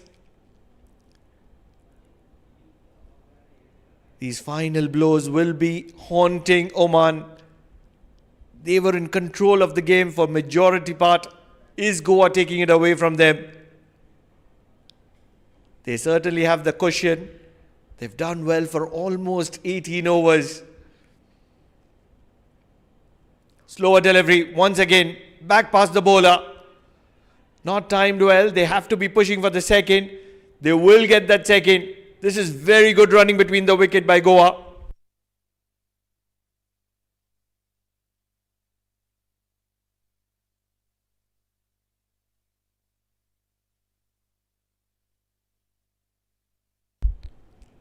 One man that stands between Oman and Goa at the moment. Striking at 230, Mohit Redka, take a bow. 3 boundaries and a maximum. Still 4 deliveries remaining. Can he make it count? All of a sudden, 140 looks very much achievable.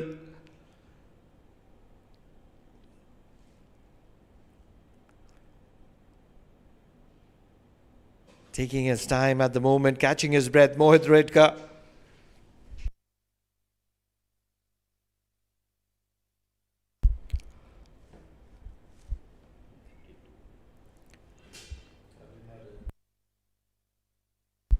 Needs a boundary. Mohit Redka.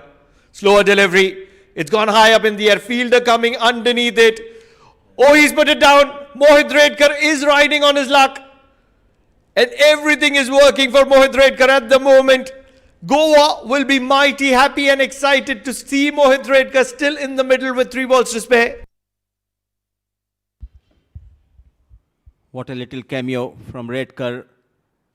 And that is why it's important. Even if the last over, you need to have the right field in the right position. You have Zikri Aslam at short fine. You need to put Shah Faisal at short fine and Zikri at covers. Not paying back the due. Hasnain Ali Shah took a diving catch for Faisal Shah a few overs ago.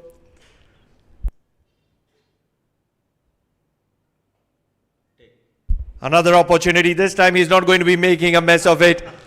Throws the ball in frustration. Finally, the cameo of Mohit Redka comes to an end and Oman takes a sigh of breather. What a little cameo at the right time, getting those quick 25 runs in just 12 deliveries.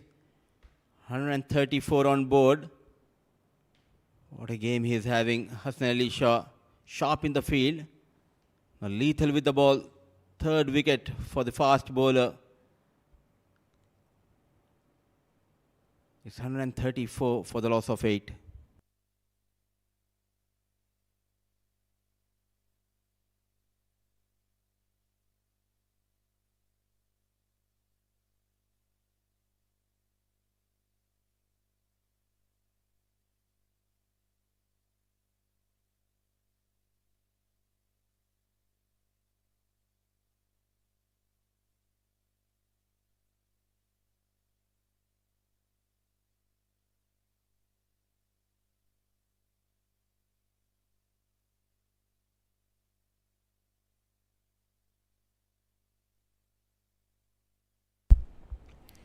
Final couple of deliveries and a final couple of wickets for Goa.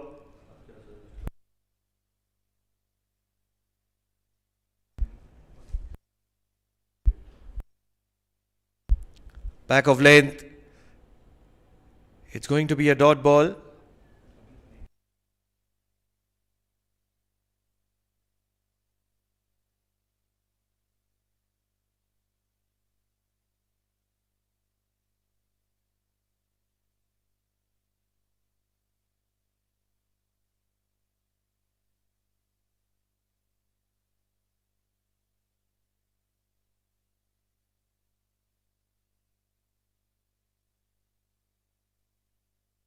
Final delivery.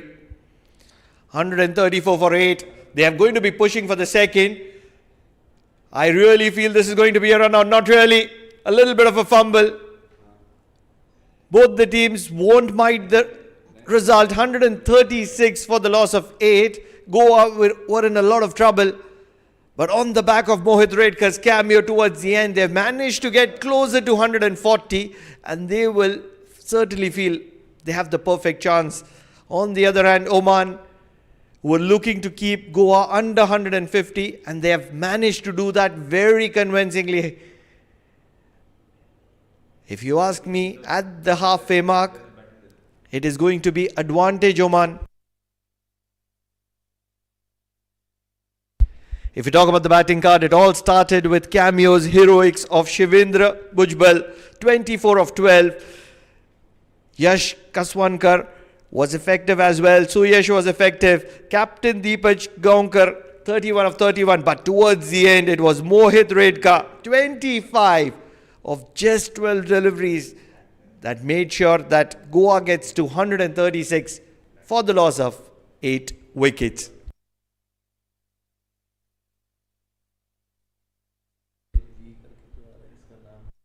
And then if you're talking about the bowling efforts, yes, Shah Faisal got a couple of wickets towards the end. Shahzad Rahim got the openers, both the openers, couple of wickets for him as well. He was very effective in the middle, just 20 runs in his 4 overs.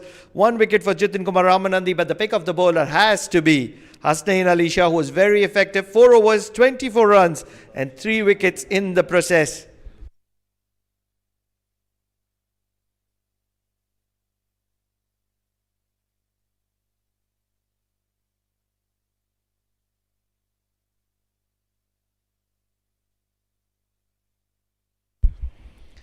It all started with a bang from Goa. Certainly Oman did support a little bit in the initial phase. Both the teams looked a little rusty, but it didn't matter because this is the season opener.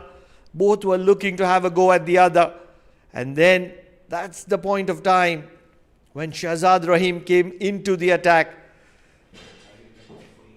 Everything till then looked in favor of Goa. Faisal Shah was being taken apart. They're pretty much effective. Runs pouring on both sides of the wickets. And at that point of time, they just did not have an answer.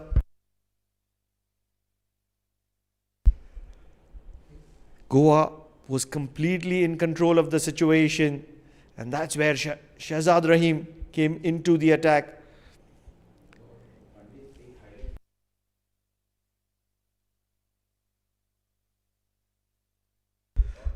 Couple of wickets, Shahzad Rahim, back-to-back strikes to make sure both the openers were sent back. And that is where Oman made a comeback into the game. Certainly a little bit of a partnership between Deepaj Gaunkar and Suyash Prabhudesai.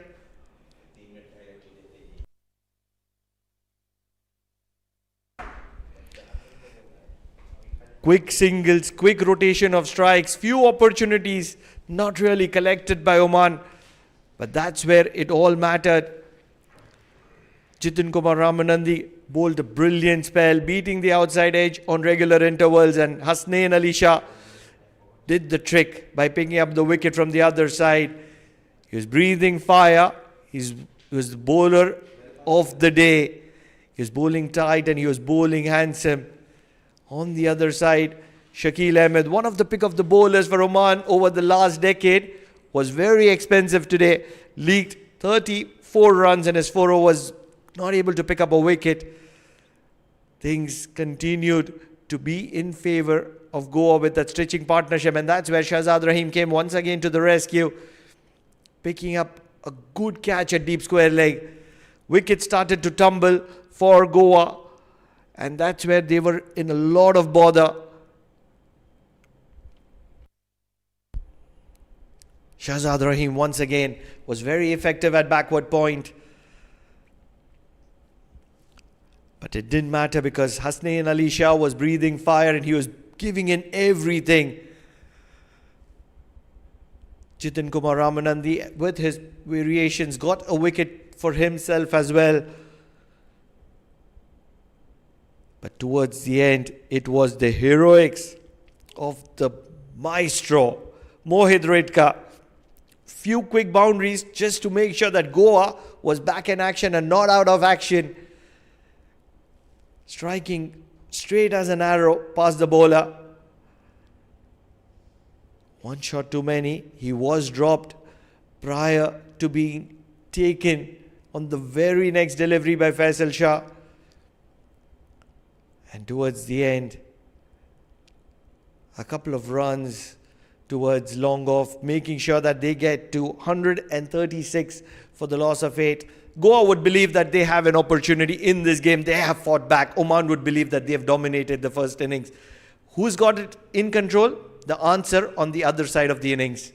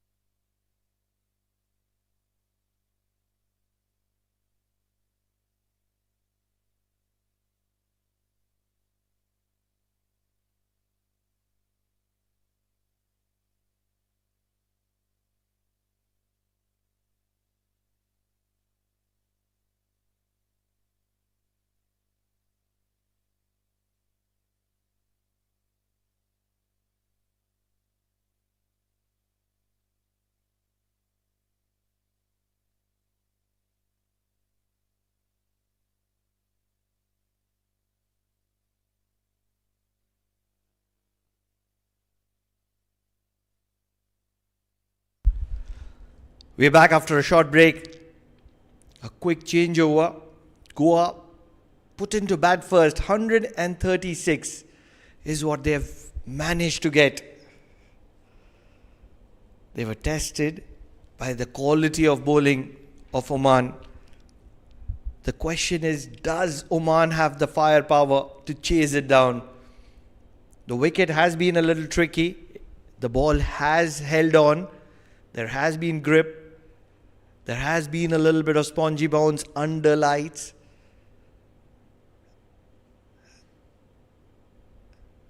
And to make the most of it, Goa has the resources. Talking about resources, Oman has them too. The very experienced, the veteran, the senior most, Jatinder Singh will be taking strike.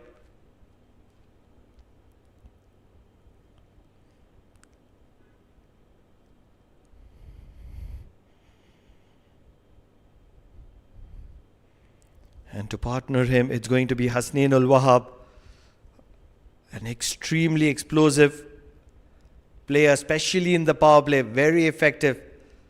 Loves to play his cross-batted shots as well.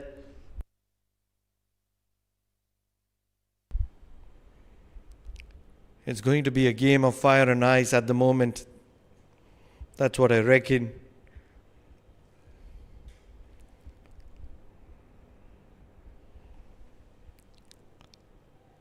We did mention in the first innings that Goa is going to be putting their hopes on their tall pacers.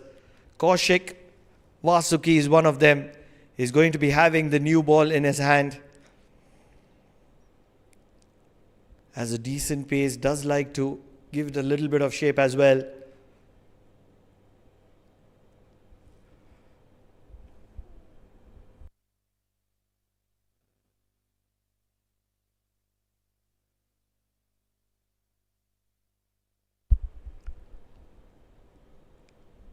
Play has been called.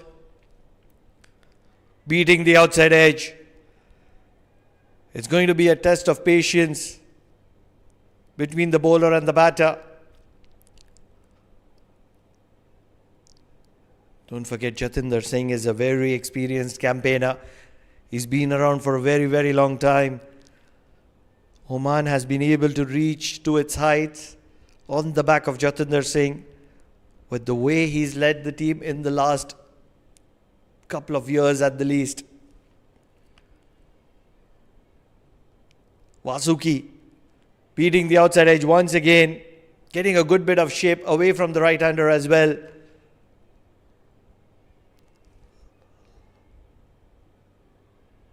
Love the intent from Deepaj Gaonkar. He's gotten a slip as well. Does realize that if they are to defend this 136 on board, they need to pick up wickets early, especially of the man on your screen, Jatinder Singh.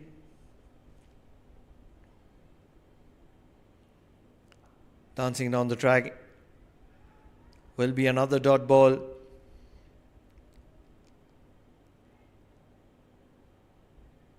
Likes to be very unpredictable, Jatinder Singh.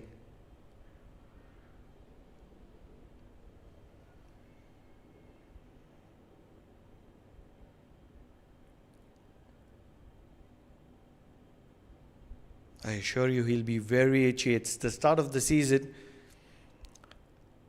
He likes to take on the bowlers.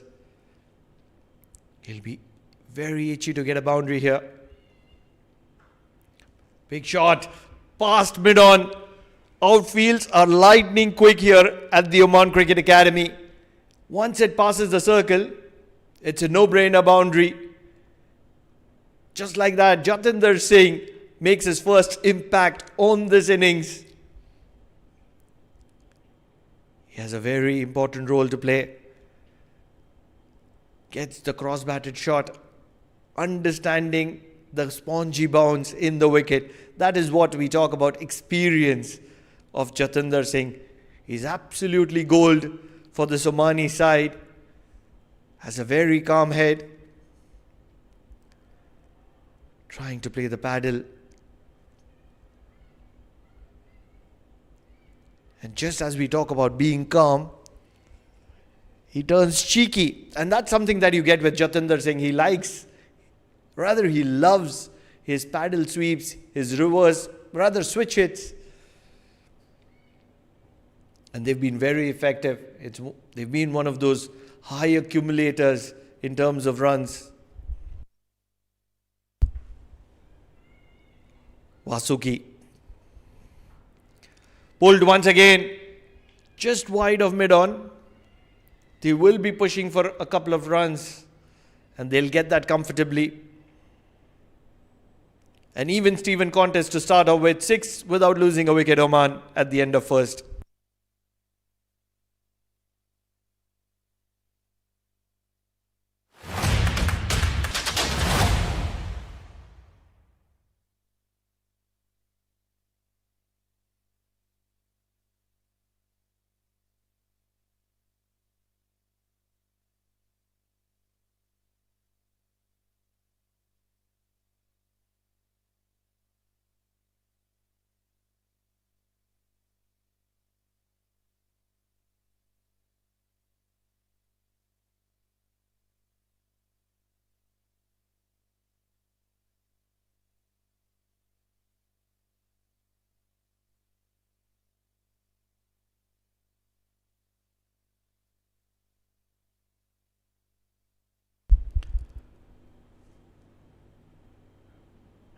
Pretty much effective from Vasuki in the first over. Goa is going to be continuing the height game with Parab coming into the attack. First visuals of Hasnain ul Wahab as well. He's a dynamic player, very attacking, very explosive. In a matter of no time, he can take the game away from the opposition. Just like shots that. Anything in his arc, he'll never look to keep it down. With shots like that, he can destroy oppositions in two halves. Parab will be asking himself whether I pitched the ball a little too up to Hasnain ul Wahab. The answer is no. It is just the quality of Hasnain ul Wahab. He reads the line and length very early and he executes the shots to perfection.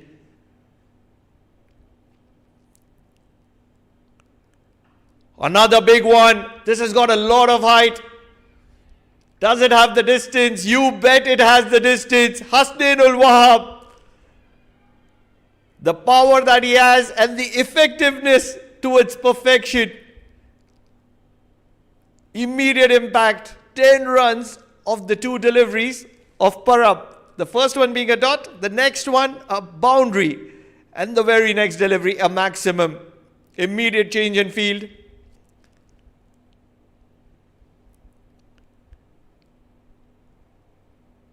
What an incredible strike. One thing is certain, when Hasnain ul Wahab is in the center, he never looks to keep it down. Looking for a quick single, won't get it.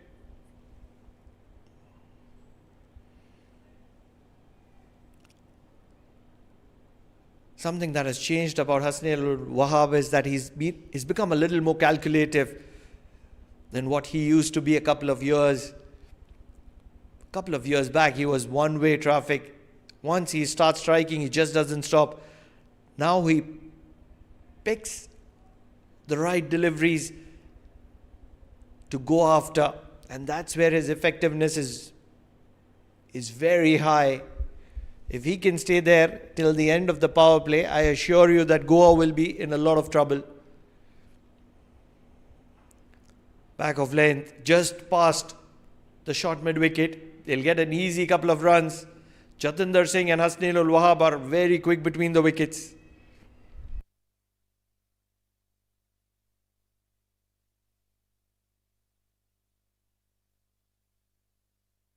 There's not a lot that Hiram Parab has done wrong. He's been around that good length area. It's just the quality of Hasnain ul Wahab.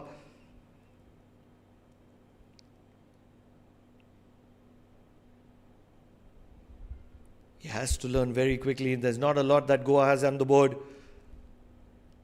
Cuts well. There is protection in the deep. So just a single. 19 without losing a wicket, Oman at the end of 2.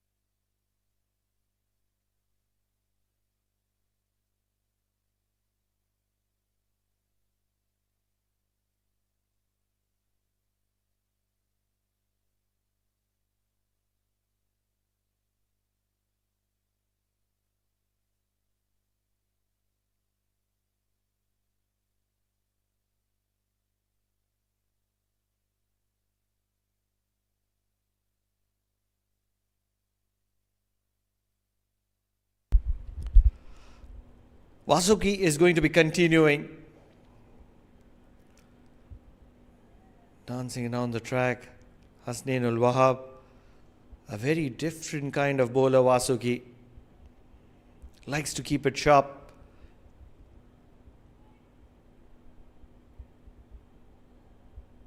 He's bowled a brilliant over against Jatinder Singh to start the second innings off. We do know that he swings the ball both the ways.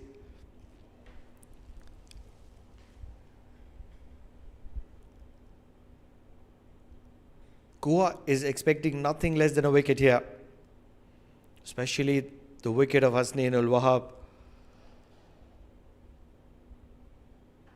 Good length. Unbelievable striking capabilities of Hasnain ul Wahab. There's nothing wrong with that delivery from Vasuki. It was just the quality of Hasnain ul Wahab right from the meat of the bat. Two fielders, mid-wicket and mid-on, pierced to perfection, and both could only stand and watch that ball sail past them. This is incredible striking from Hasnain ul Wahab at the moment.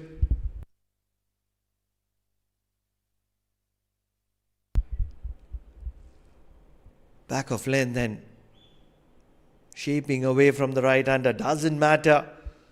Gives it a tonk across the line. Change and field. Deep mid-wicket and deep square leg.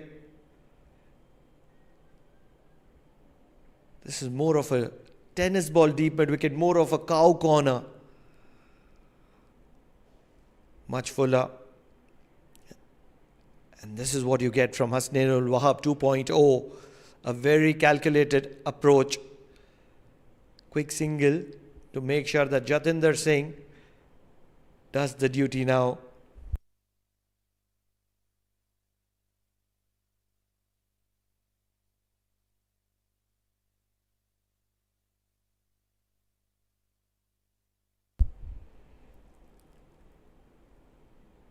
What does Jatinder Singh have to offer? Don't really think he's got the field right for Jatinder Singh. Beating the outside edge. Cutting Jatinder Singh into two halves. Shaping away as well. Good bit of shape. Just good enough to make sure that the shuffle of Jatinder Singh is countered pretty well.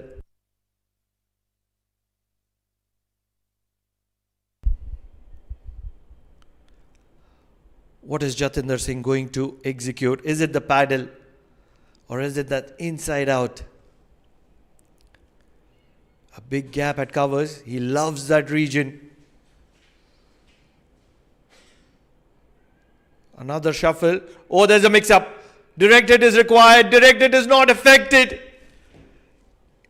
As a result, Jatinder Singh will get 4 free runs. Is it leg byes? Is it from the bat? It's leg byes, so it won't go to Jatinder Singh's account, but Jatinder Singh will have a big smile on his face because for majority part of that run, Hasnain ul Wahab was going to be slaughtered.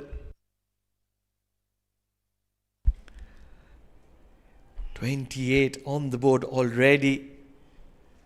We're still not done with the third over.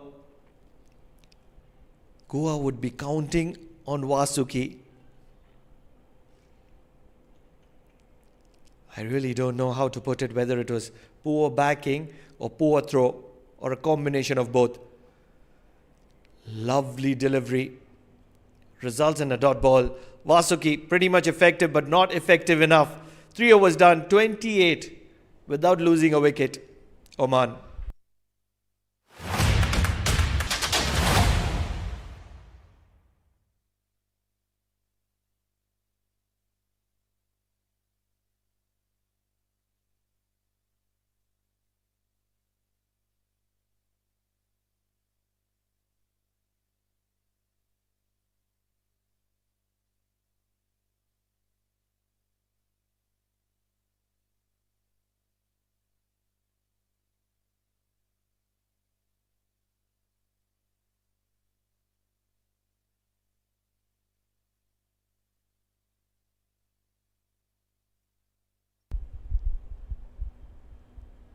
Lovely batting from Oman at the moment. Mudassir Ali Qureshi in the com box with me. With all your experience, Goa will be feeling nerves at the moment. They need to be very patient, Pranav. Though they're still searching for the first wicket, but there will be a time when Oman, they'll try to go big, and that is where they need to capitalize. As of now, Jatinder Singh is looking good.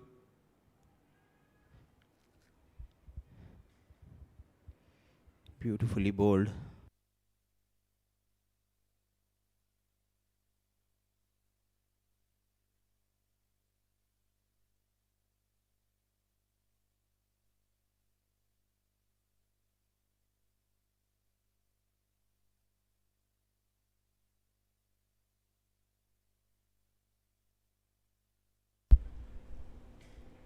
Goa will have to evaluate. Majority of the runs have come with the cross bat.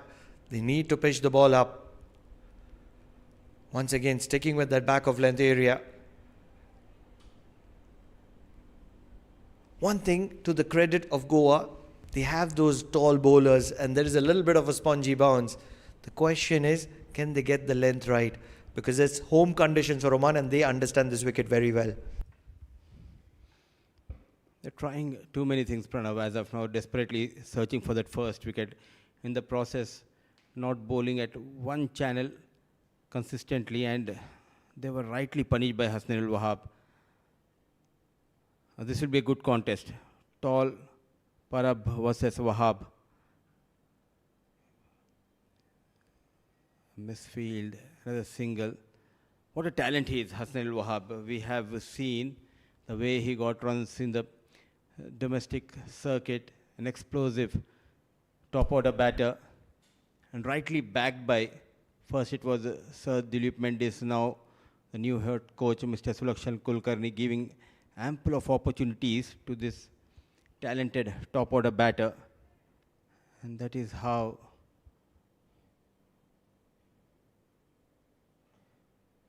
you back your youngsters. And good to see, because I was worried, Pranav, after the World Cup, I was just wondering what will happen to the top order.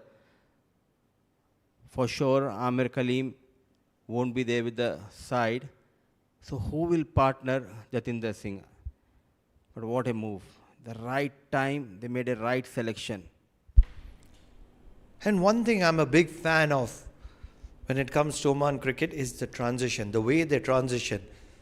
They bring in the youth or they bring in the replacement with a very calm head, with a very patient approach. Back of length, sliding down the leg. Jatinder Singh will be happy to raise his arms and say, thank you very much, I'll take that with 2 hands. This is the experience of Jatinder Singh. His partner is getting those quick runs, so he's taking his own time. There's a deep square leg and deep mid wicket, so the plan will be to bowl that bouncers and bowl into Jatinder Singh, force him to play that pull shot. Back of length, there is protection in the deep. So it's just going to be a single, but a very good shot for a single to end that over. He will keep the strike for the next over. 4 overs done, 33 without losing a wicket. Oman are cruising at the moment.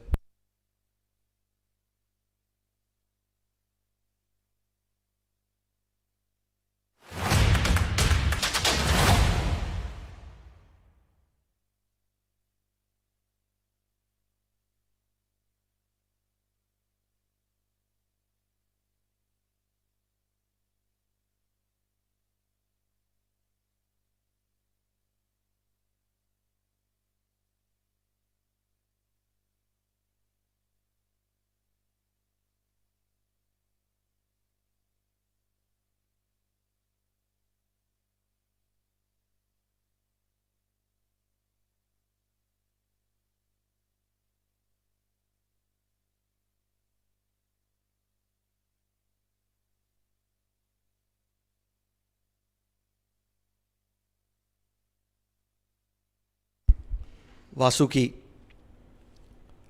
they're sticking with their approach. They're sticking with their plan. It's good to see that Goa at the moment are not panicking.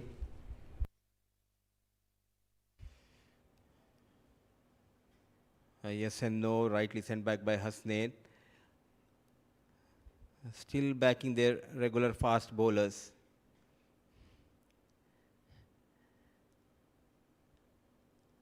And inviting a team all the way from India, it clearly shows the way they are looking ahead of that new season, because the big tournament is around the end of this month, ACC Premier Cup, with the top two teams, they'll get an entry in for the upcoming Asia Cup, which is going to happen in 2027. So Oman will be traveling to Malaysia, and that is why they have invited Goa here to play few practice games.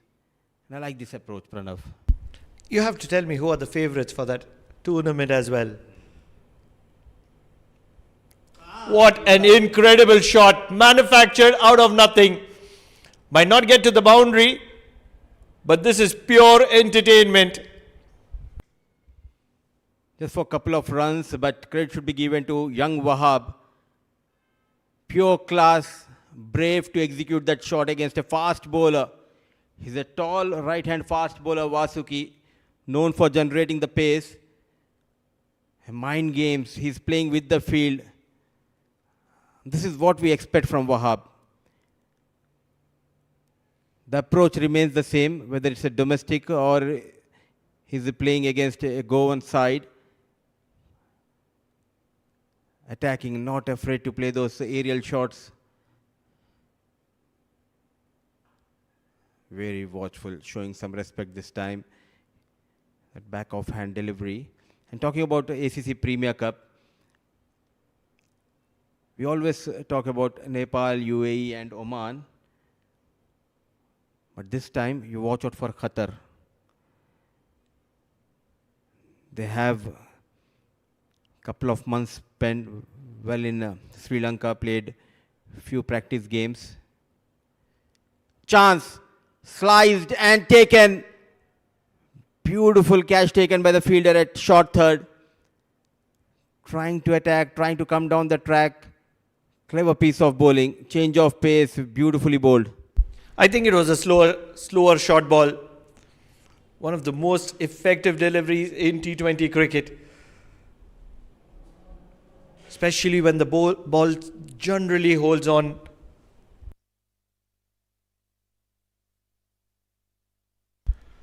What a timely wicket for Goa to get back into the game. 36 for the loss of one. Hasnainul Wahab, the dynamite, the explosive dynamite, is back to the dugout.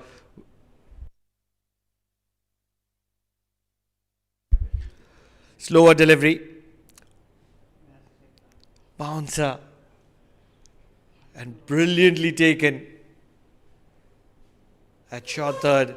Keeping the eyes on the ball. That is what was so important in that catch.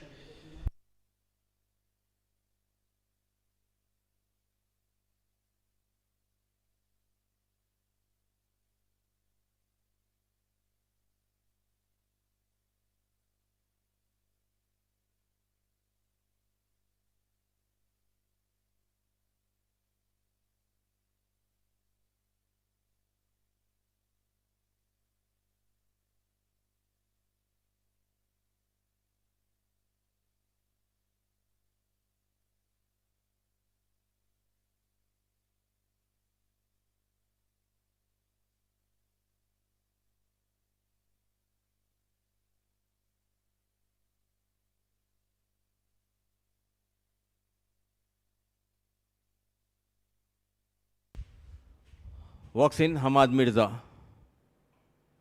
the player who got a magnificent 50 against Indian team in the previous edition of Asia Cup in Abu Dhabi. A talented top order batter at the fall of Hasnul Wahab. Now this pair holds the key for Oman. And if Goa, if they can pick these two players in the next 2-3 overs, then for sure we have a good contest on our hand.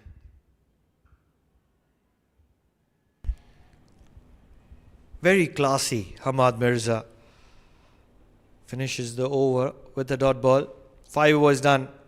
Goa are fighting back into the game. 36 for the loss of 1.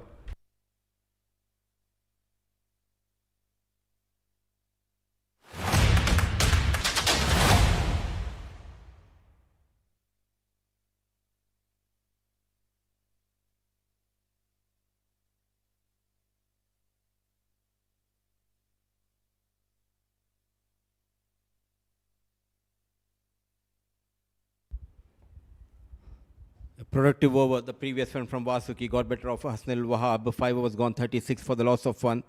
Still 101 runs needed in 90 balls. Legal deliveries left in this run chase for Oman.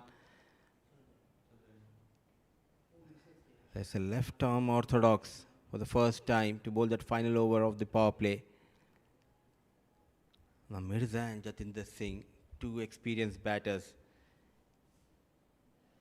Can they pull it for Oman?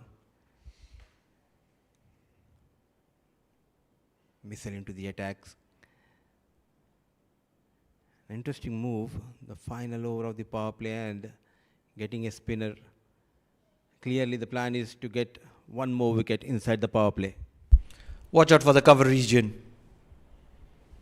Hamad Mirza and the offside is a love affair. Looking for a quick single. Won't get it on this occasion though.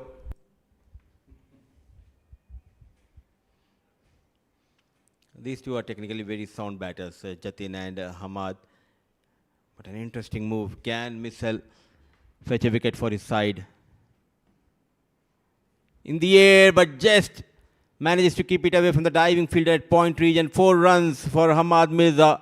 Off the mark in style, Mirza.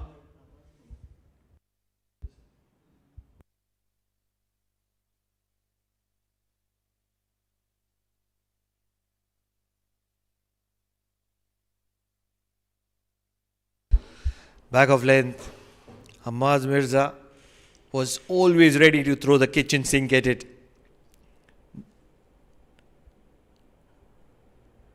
Very calculative at the moment. They're looking for a quick single. This could be very, very dangerous. Living on the edge at the moment is Hamad Mirza. Half a chance, half an opportunity at backward point. Went in his favour.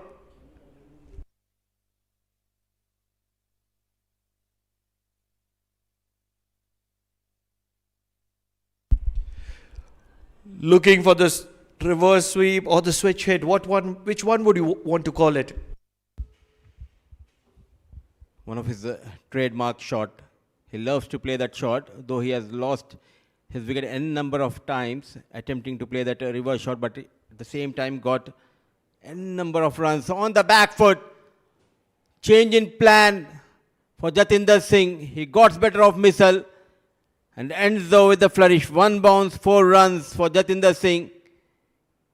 He moves to 14. Oman moves to 46 for the loss of 1 at the end of power play. Missile leaking 10 runs.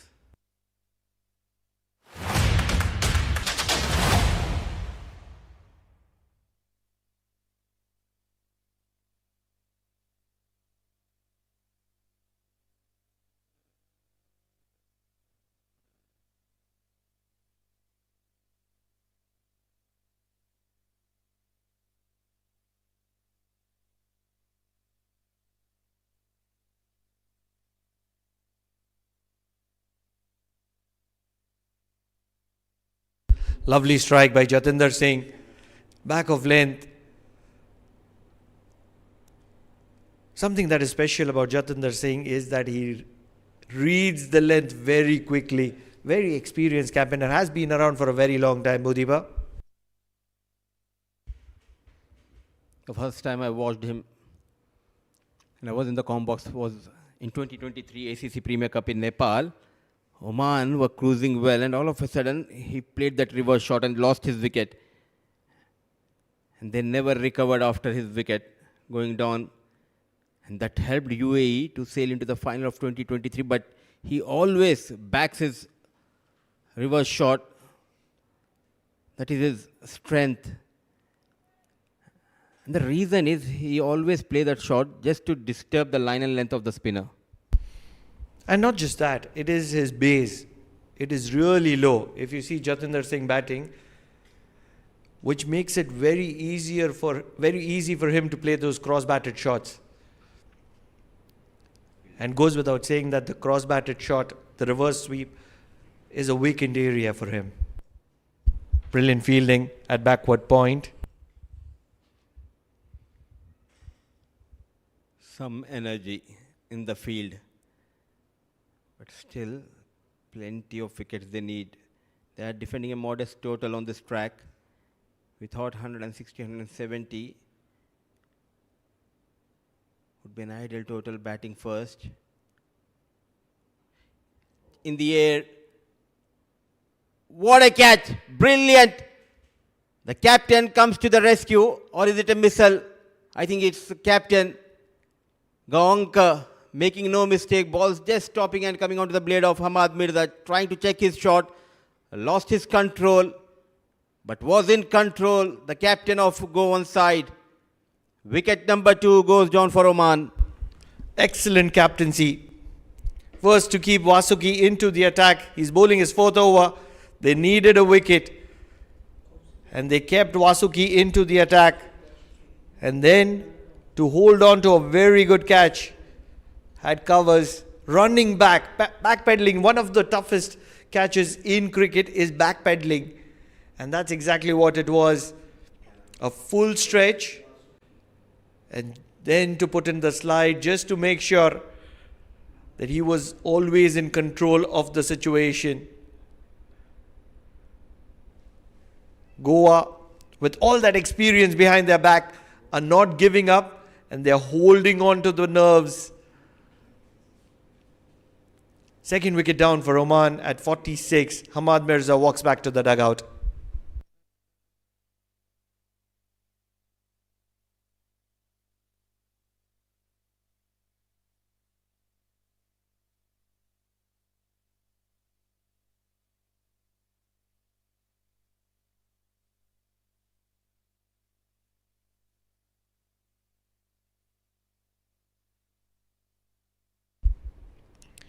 You generally see Jitin Kumar Ramanandi in the domestic circuit of Oman being used as a regular finisher. Bats really low.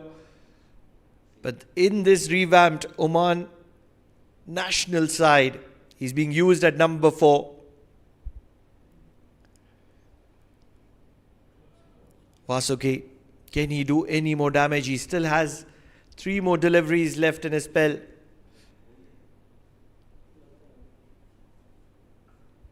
Desperate for a wicket here is Goa. They've got a couple of them. They need a wicket more from Vasuki.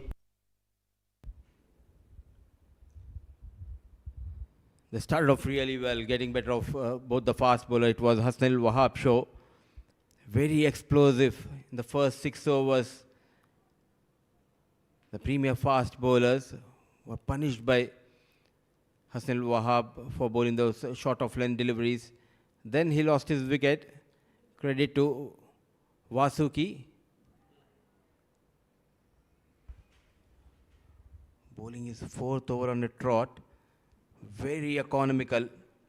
Both the wickets taken by Vasuki.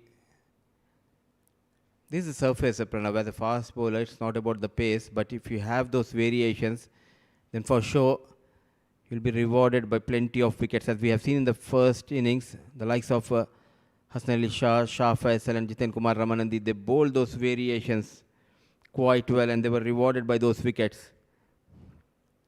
drive but not able to beat the fielder. Another successful over from Vasuki, and he completes his quota of 4 tonight, leaking just 14 runs and taking a couple of wickets. 7 overs gone, 46 for the loss of 2.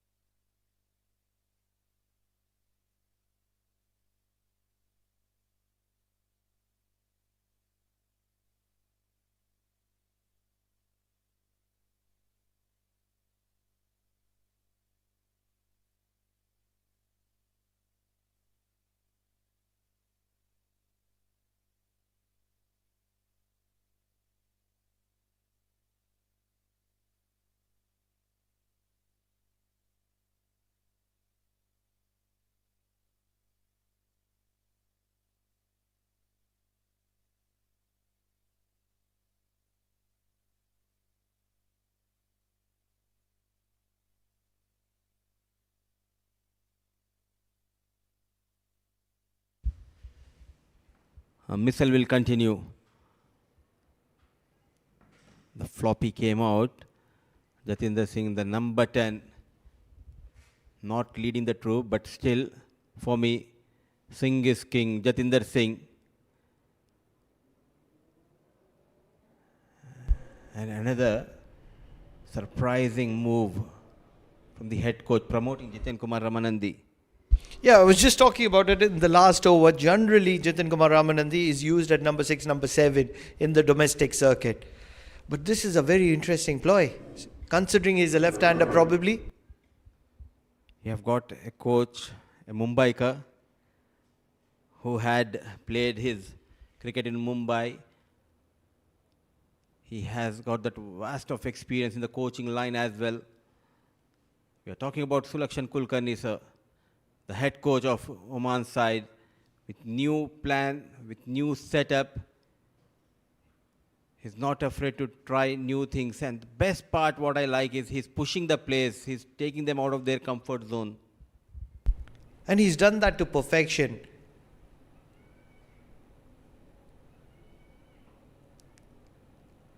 Drill down the ground for a single.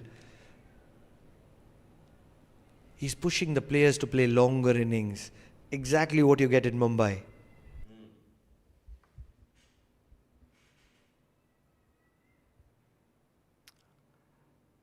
17 years, this coach, in fact, this team was headed by Sir Dilip Mendes. Now we have got a new coach. And good to see the players, they are responding quite well to whatever he's saying. They are playing as one unit, which they are known for, but the execution is key. The next few tournaments will be very crucial for this team. Change in the top order, change in the coaching management. But the best part is, though there is a new head coach, there is a backing from the management, the top management. So 8 overs gone, 51 for the loss of 2.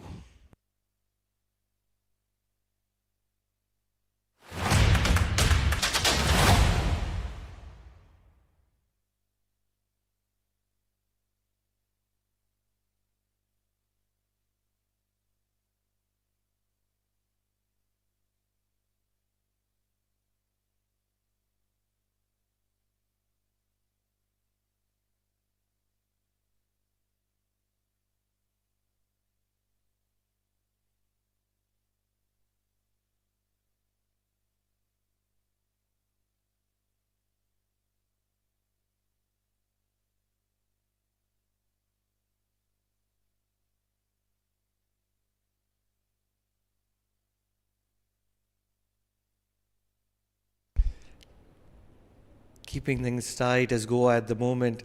Although in the process, Oman has managed to get past 50.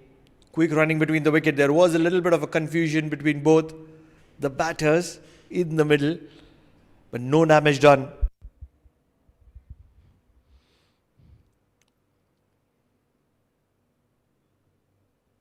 The focus should be on taking those singles and doubles, so find those gaps. Still 84 needed of 71 deliveries. When we talk about the coaches, we have seen in the dugout of Goan dugout, there is an experienced former Indian cricketer, Mr. Dinesh Mongia, the head coach of Goan's side, and a lot of expectations from the new coach.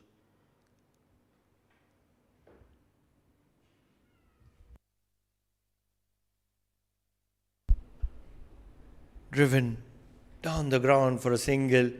Chetan Kumar Ramanandi is looking rock solid at the moment. He's a handy batter. Also one of those players who likes to be called as a genuine all-rounder. A little bit of an insight from one of the geeks in Oman. Vasuki Kaushik was a regular player for Karnataka, moved to Goa last season. An outstanding bowler who relies on his line and length. And he used a term, I've never heard of it, McGrath-esque. It's derived from Glenn McGrath, obviously. Somebody, it's a new term, we will start it today, I feel. Somebody who relies on his line and length as a bowler, as a fast bowler. Really feel this is an evenly poised contest at the moment, considering that Goa are a very experienced side and they're trying to pull Oman back into the contest from a very dominating position.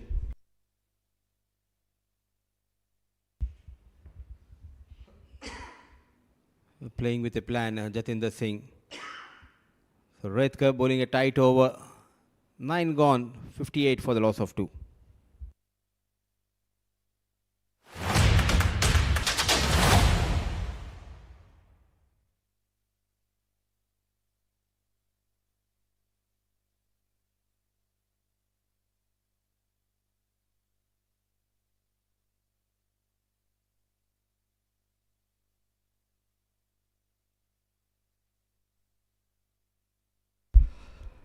Talking about the fall of wickets, Hasnain ul Wahab is back into the dugout to a short delivery. Vasuki was the maestro. Once again, Vasuki getting the better of Hamad Mirza. Obviously, the information delivered in the previous over came from Mr. Guru Prasanna. He's been around the Oman cricket for a very long time and very involved. Currently, he's even more interested because his younger child, I'm not sure whether it's the elder child or the younger child, I feel it's the younger child, Anshuman Guru Prasanna, has been doing fantastic in the domestic circuit.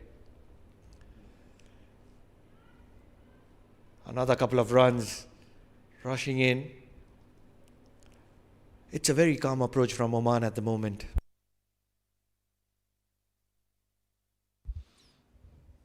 This is the beauty of Oman cricket.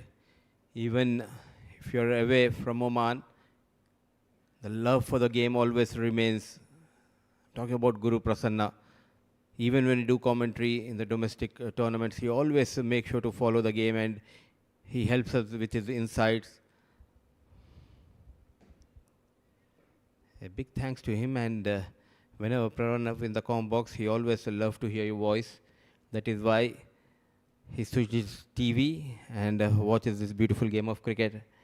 I love to hear your voice, I believe. Everyone relating to Oman cricket is a well-knit family. Whether success, whether failure, they take it with a smile and they always appreciate. Absolutely, Pranav. That is why we have seen the rise of cricket here in this region. They have their own struggle, but things drastically changed in the last few years because the amount of support they got, especially the players, they got the support from the fans here, is enormous. The captain with the ball and movement. We are in the 10th over. bowling fuller to Jiten Kumar Ramanandi and ball just moving away. Beautifully bowled. Let's not forget that the captain Gaonkar is a handy bowler, did get 5 wickets last season, almost changed the match on his head, made a big difference in the result of the game. He's a good striker of the cricket ball as well. Very impactful, got some 70 odd of 30 deliveries. I've heard a lot of good news about Gaonkar. An excellent leader as well as a brilliant all-rounder.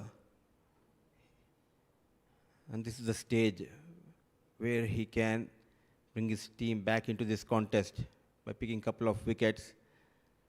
Known for bowling wicket-to-wicket channel.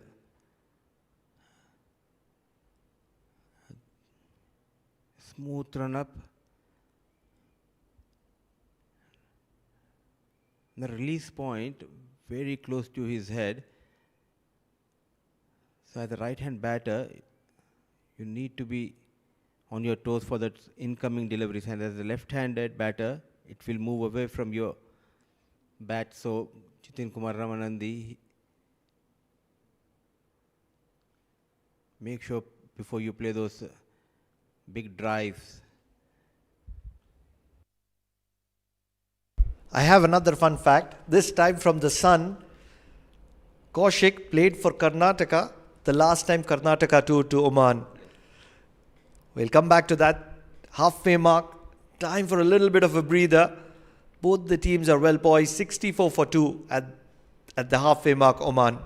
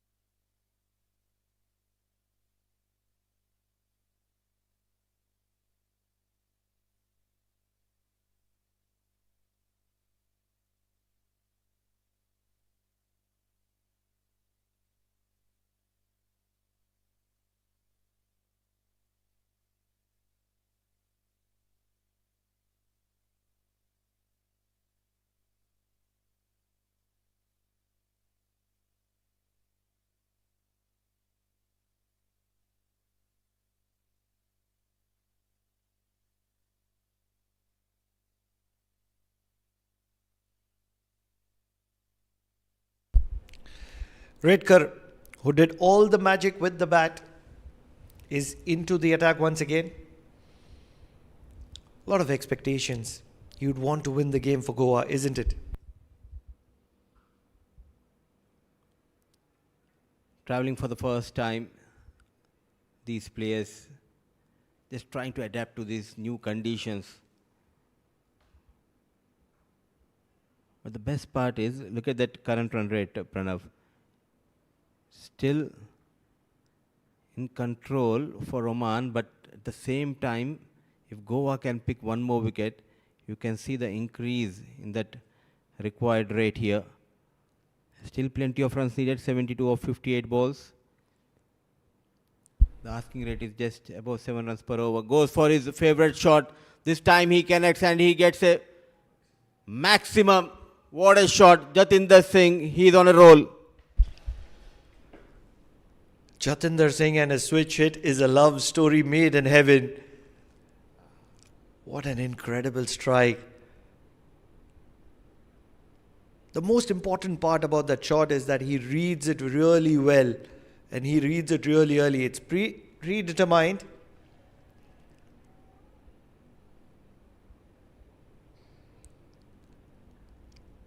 What an incredible strike. Never a fielder there. He tried early in his innings in this game, not able to middle it, but this time, what a connection.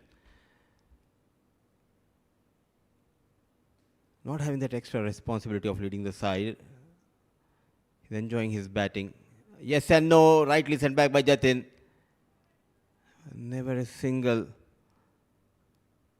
can see the focus, the way he is approaching this target.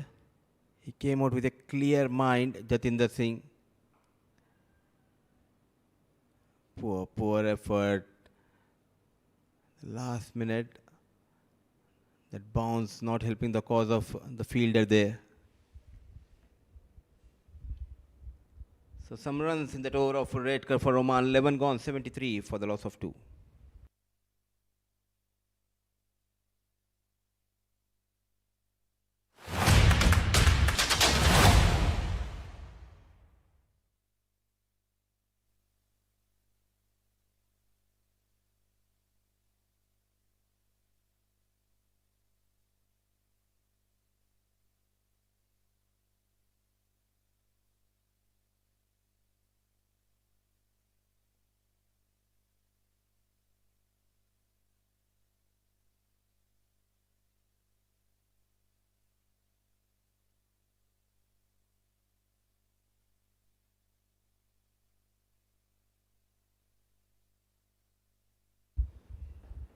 .64 needed of 54 balls.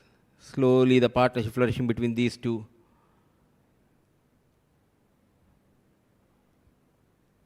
It doesn't look comfortable against Goankar, Jitan Kumar Ramanandi. They do have depth in their batting order. The likes of Wasim Ali, the likes of the captain Vinayak Shukla, Pranav. How can you forget him? Oh, you cannot forget Vinayak Shukla. He's a replica of MSD. The way he bats, the way he keeps, very unorthodox, very different.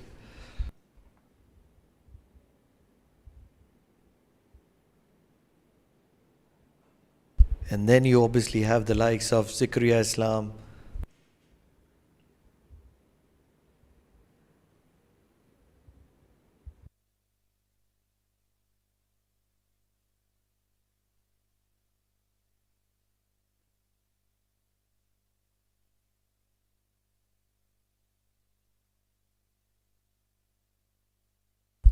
One thing you always get with Oman is that their batting goes down to number 9, number 10, on most occasions number 11 as well.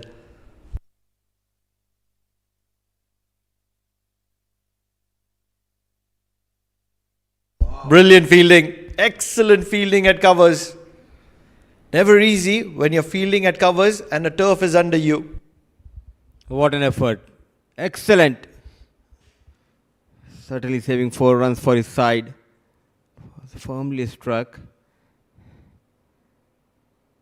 They need some magical moment.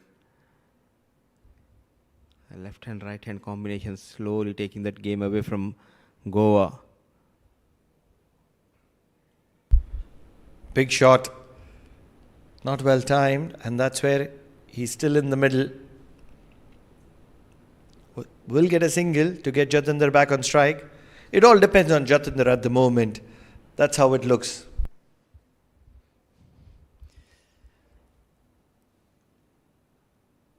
A very calculative Jatinder Singh now. As you can see, the wicket keeper wearing his helmet and standing up to the stumps. What it means is he's restricting Jatinder to use his feet against Gaonkar. The length should be fuller, Pranav. Anything back of length, he'll pull you. Keeper standing up to the stumps. What do you think the ideal length should be?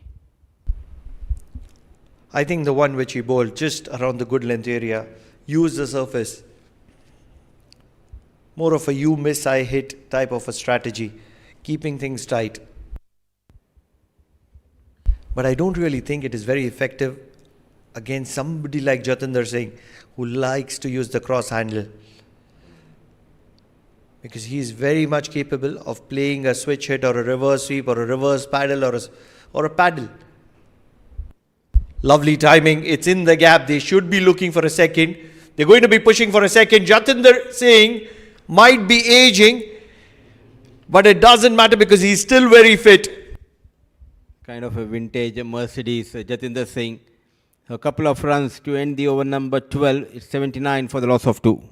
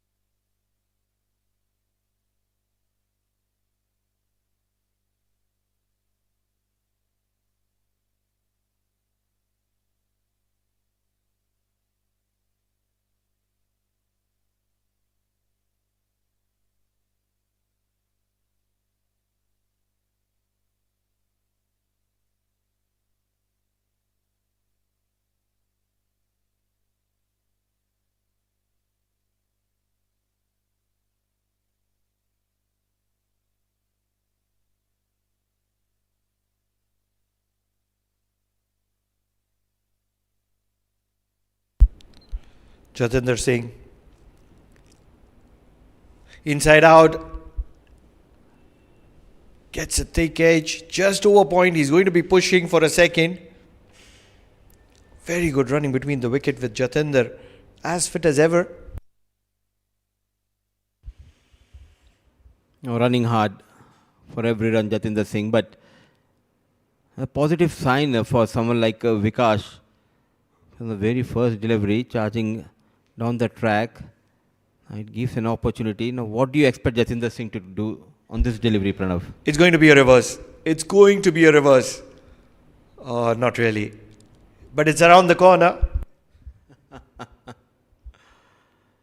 Angling into Jatinder. That is why he opted to play with soft hands toward that leg side. But there's certainly a little bit of grip and turn for the left arm spinner at the moment. Especially when you're bowling from this end, Pranav, as we have noticed during the toss as well as during that pitch report. You mentioned that there are some rough patches and you need to utilize those patches.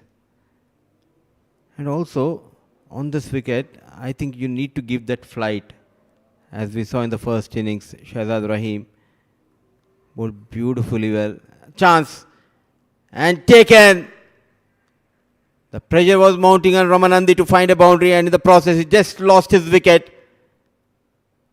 An opening, a small window opened for Goa. Vikash, he strikes in his first over. Untimely wicket for Oman. Just when they wanted to consolidate and take the game in their control, Jitin Kumar Ramanandi has had a brain fade movement, trying to heave the ball across the line did get the middle of the bat. The ball did travel very quickly from the bat, but straight to down the throat of deep mid-wicket. Not much that the fielder had to do in the deep. Just acknowledge it and say thank you very much. It's going to be a long walk back for Jitin Kumar Ramanandi. And just with that, it is the captain, the new stand-in captain, Vinayak Shukla, is in the middle. He's a very dynamic batsman, very explosive, very unorthodox, and very effective as well. 82 for the loss of 3.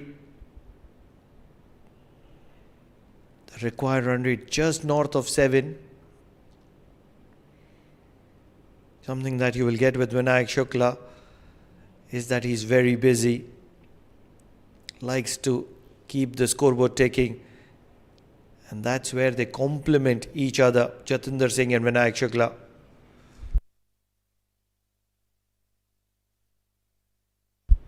Cut pretty well. It's in the gap, but still it's just going to be a single.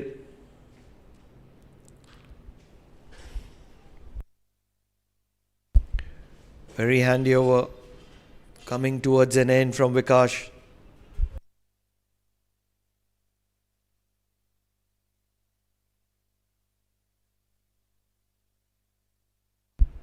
Looking for a quick single, will get it very comfortably. 13 overs done, 85 for the loss of 3 Oman.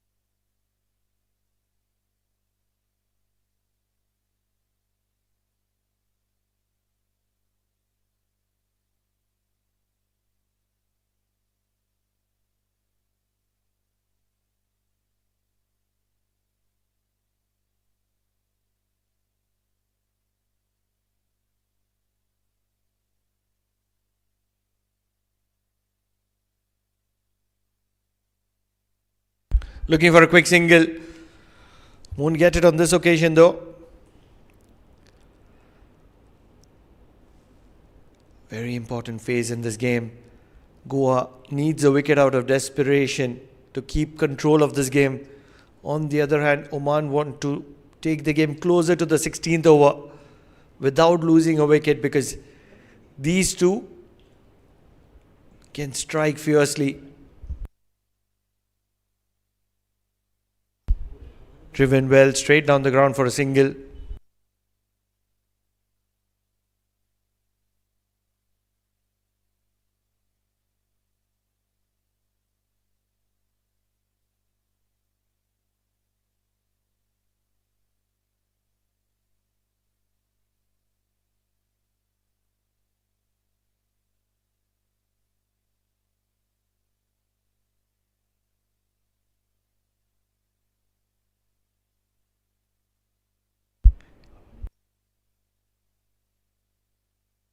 Gaukar,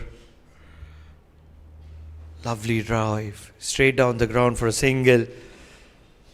Jatinder Singh realizes that his 50 can just make sure that Oman crosses the line without any further risk. Just needs to be a little calculative. The required run rate just around the 7.5 mark.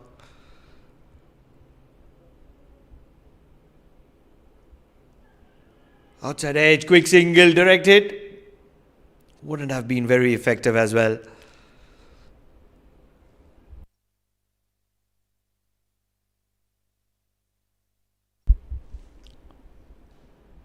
Almost feels certain that Jatinder Singh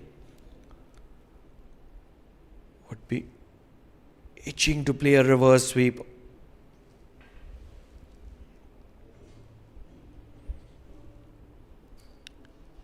$88 for 3.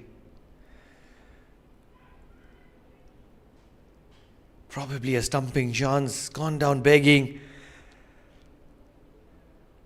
Jatinder Singh was in a hurry to pick up a single. The reaction says it all. I feel it's a stumping chance. Gone down begging.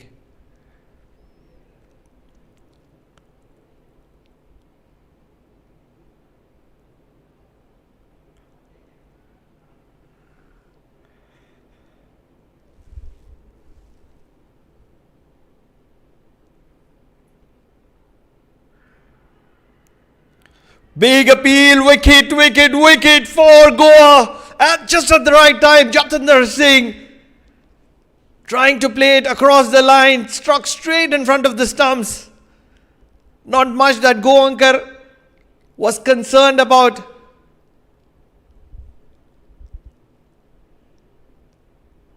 What a timely blow for Goa to just make sure that they stay in the game. And Oman have been pulled back once again by Goa just when they were looking to seal the deal. The fourth wicket goes down in the form of Jatinder Singh, the very experienced Jatinder Singh, for 40. 88 for the loss of 4.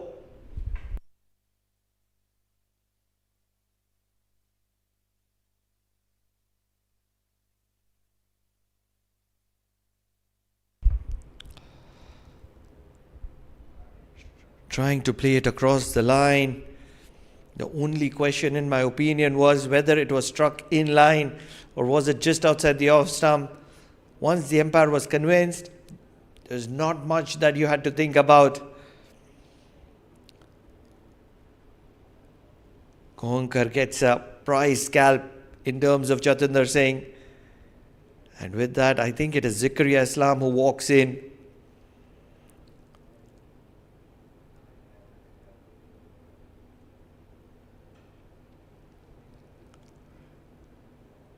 Singles will keep Goa interested in the game. They just want to make sure that Oman are not able to find boundaries. And just with that, maybe a dot ball or two every over will keep increasing the pressure. Take that required run rate closer to 10. Right now, it's just north of 8. This is something that Oman will be comfortable with, especially with the kind of striking capabilities that they have. Zikaria Islam is going to be playing a major role in this innings as well. He's a fierce striker.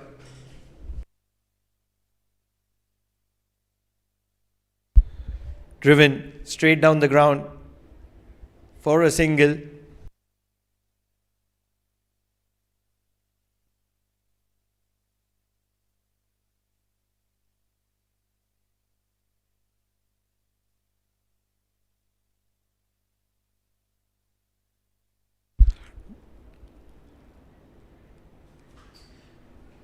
Keeping things tight at the moment is Goa. Vikas has got a wicket. 2 quick wickets in succession has slowed things down. Let's not forget, Vinayak Shukla is an experienced campaigner. But tough times for Oman at the moment, isn't it? Absolutely. After losing those back-to-back wickets, and also this is the first game for Vinayak Shukla as the captain. That extra added responsibility on his shoulders. Poor shot, chance for a long off fielder, running hard and drops. Oh, chance created but not getting that support from the fielder. Zikaria Islam, he survives. Not really sure why that slide was required, but I think that has been the reason for the drop catch. Vikas will be very disappointed. 2 wickets in 2 overs would be a brilliant spell in progress. Nonetheless, 15 overs done, 93 for the loss of 4.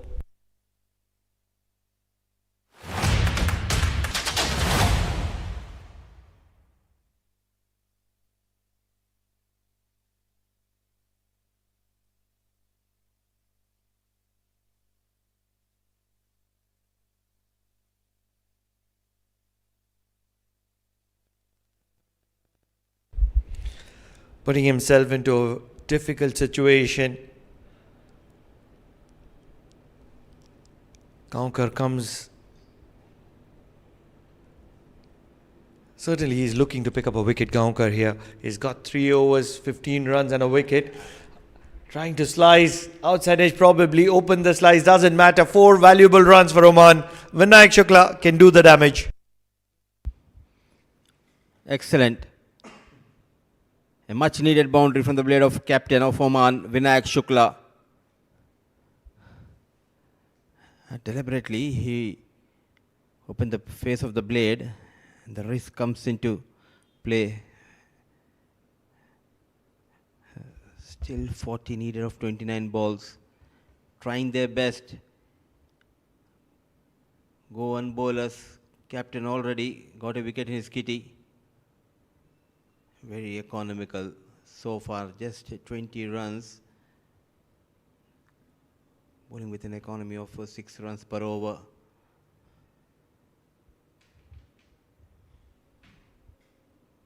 What are the options for Goa? The fast bowler, Kaushik completed his quota of 4. Captain bowling his final over after the 4 overs left in this run chase.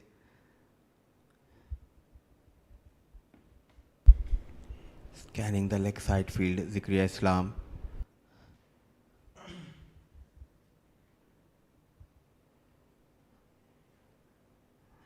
Got 40 runs in one of the practice games, Zikriya Islam.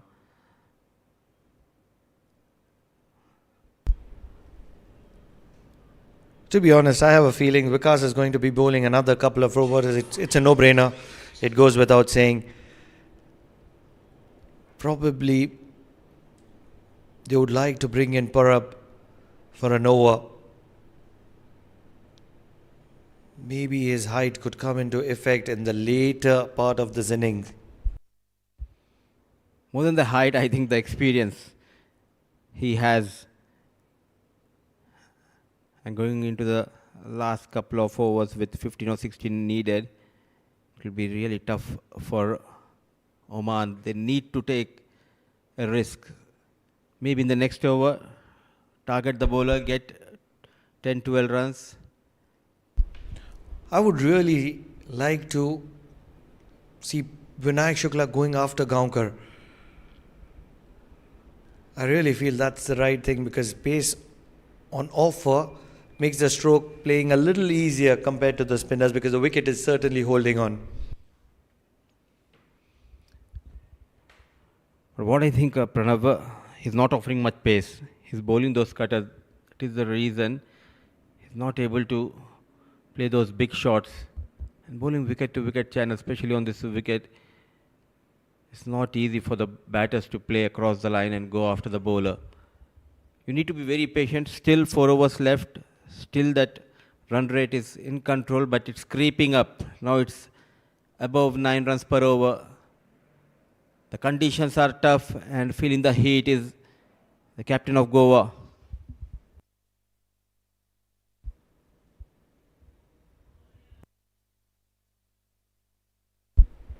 What's going to be the most important thing is that Vikas is going to be bowling a couple of overs from here. If that happens, they'll have to go after Vikas. Yes, he's been very effective. He's picked up a wicket. He's created a very simple, straightforward opportunity at long off as well, which wasn't picked last over.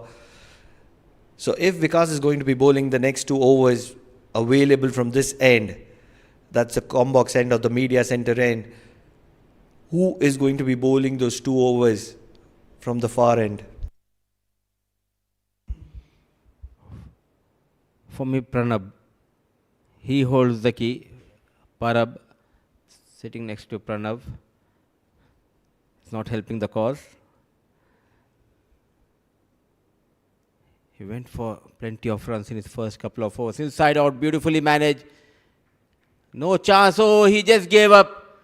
Not sighting the ball, the fielder in the deep end. 100 comes up for Oman. Shukla finds the boundary yet again in this over.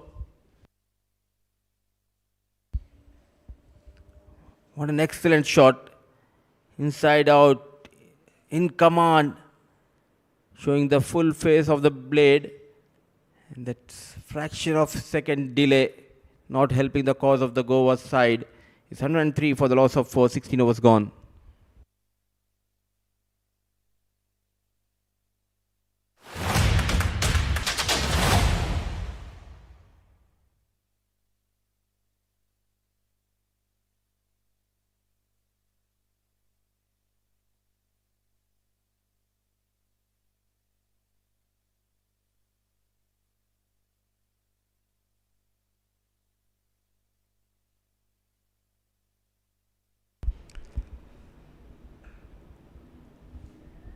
Pretty interesting ploy.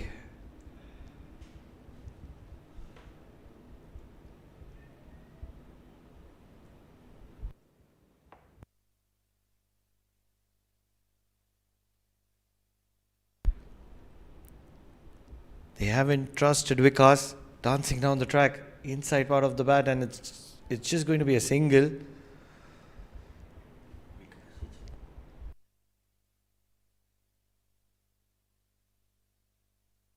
I beg your pardon, it is Vikas. He's been very effective. This evening, he's been extremely effective.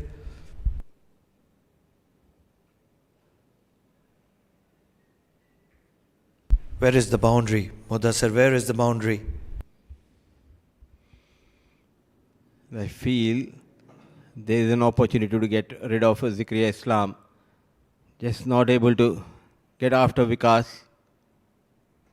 Go straight. What a strike. One bounce, 4 runs, a much needed boundary. Struggling. What struggling? One ball changes Zikaria Islam's mode. Did I said struggling? Was it a striking? Doesn't matter whether it is struggling or striking. But they are not getting rid of Zikaria Islam at the moment with the way he's striking. A quick single, just not able to hold on to it.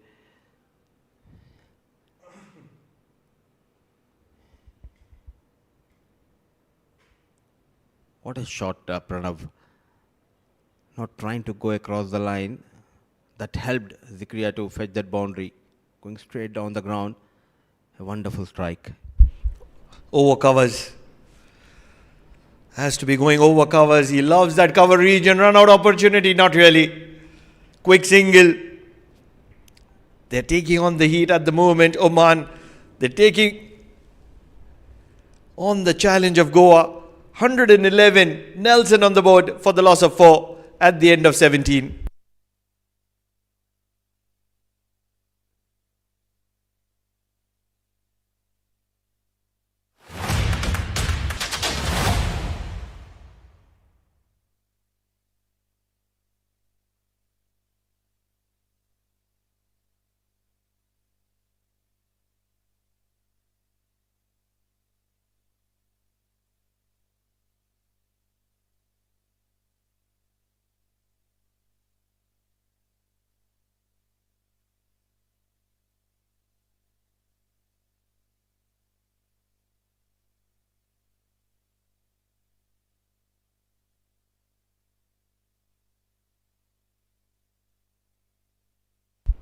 At the moment, they would want any kind of luck to fall in their favor, Goa. Nelson on the board. Can you make something out of it? The premier fast bowler getting ready. Parab.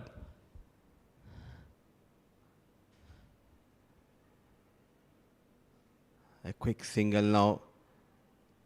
It's up to Zikriya Islam. He's the kind of a player who loves to go hard against the fast bowlers. And he's strong towards the leg side. So anything coming into Zikriya, he'll try to take him towards that mid-wicket region. It's almost 70 meters boundary towards the leg side. But he's a Pathan. 70 meters all round. But with the kind of power Zikri Islam has, I feel that the Oman Cricket Academy is in danger. Right towards the cow corner, his favourite region. Parab does like to pitch it up. Shorter in length, very, very calculative. Good choice of delivery by Parab here. bowling as per the field. And keep an eye on that required run rate, Pranav. It's a 9 runs per over required from here onwards for Oman. They need couple of boundaries. 16 balls, 24 runs. Goa trying their best. The way the modern cricket progresses, the calculations are done in boundaries. Oman would be calculating couple of maximums. Couple of maximums is what is required. Pressure mounting on the Parab. An extra run. Wide has been called. Will that extra delivery help Vinayak Shukla and Oman?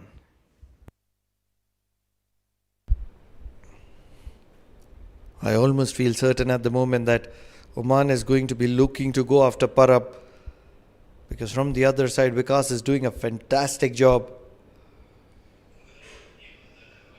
Back of length, doesn't get past that wall on the offside behind square. But in the process, they will get a single.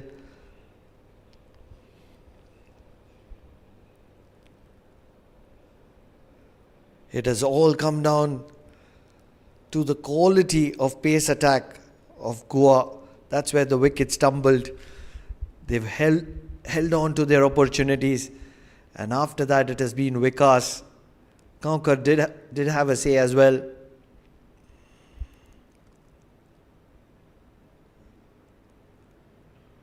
Oh my goodness gracious me. A half tracker probably was the slower delivery, would have been the back of hand. Zikaria Islam had all the time in the world to play that shot.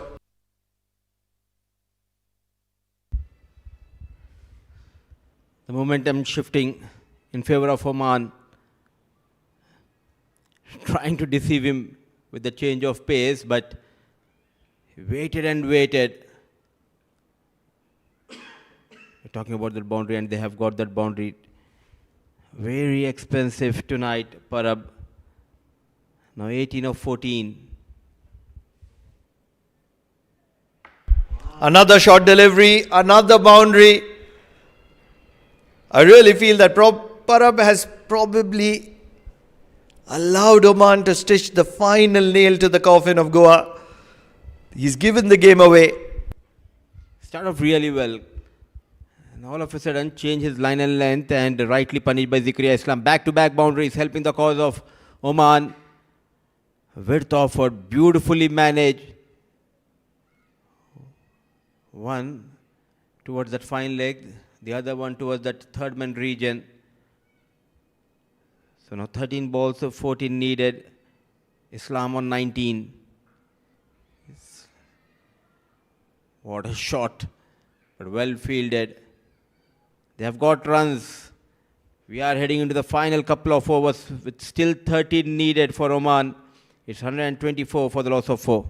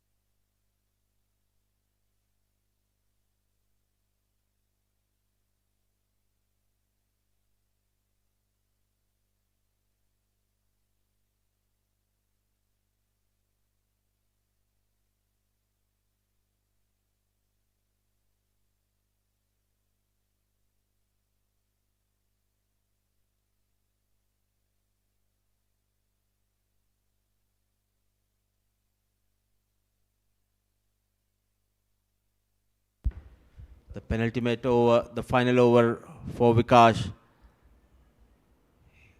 Can he turn the tide in favor of his side? But as of now, dictating the terms is Islam. What a little cameo at the right time for Oman. Shukla on strike. 12 still needed of 11 deliveries.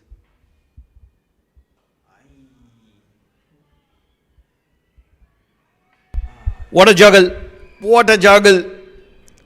If this was a circus act, there would certainly be a lot of applauses. Umpires will just make sure that everything is in control. A ball which was expected to go all the way, kept inside the field of play for just a single. Not running hard. Played on. Lucky is Zikriya Islam. He was put on when he was on 2. This was that opportunity. It was firmly struck. Should have been taken, Pranav. Another opportunity gone begging for Goa. Was a pretty much straightforward catch. Probably impacted outside the off stump. Trying to be cheeky. Don't really think that Zakaria Islam needs to be cheeky with the kind of power that he has behind his back. Just got carried away there, Zikriya Islam. And the reason he played that shot is there is no deep extra cover. They have got one extra cover fielder towards long off region. This time, chance. Yet again, just not able to hold on to it. The last few overs, 3 catches were put down by the Goan fielders. 3 catches have been dropped at long off. 3 opportunities, and all have been created by Vikas. He'll be mighty disappointed. Big shot straight down the ground will just be a single. Excellent effort. Just didn't realize that probably long on was so very wide and did put in that effort. Yet a couple of runs. 130 for the loss of 4 at the end of 19. They still need 7 runs of the final over. Don't go anywhere. A thriller is on the cards.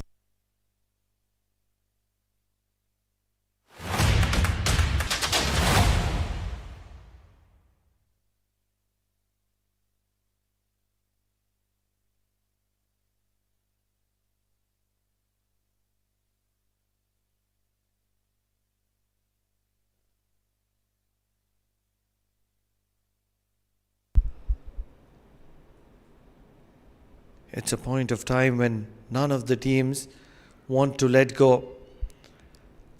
Certainly have a feeling that it's not going to be Parab who's going to be bowling that final over. Still 7 runs required for Oman. Zikriya Islam is going to get rid of his helmet. It's going to be a spinner. Excellent spell by Vikas from the other side. 4 overs, 24 runs and a wicket. Certainly doesn't do justice to the numbers because he's created so many opportunities. Could have easily got a 3-4 or a 4-4.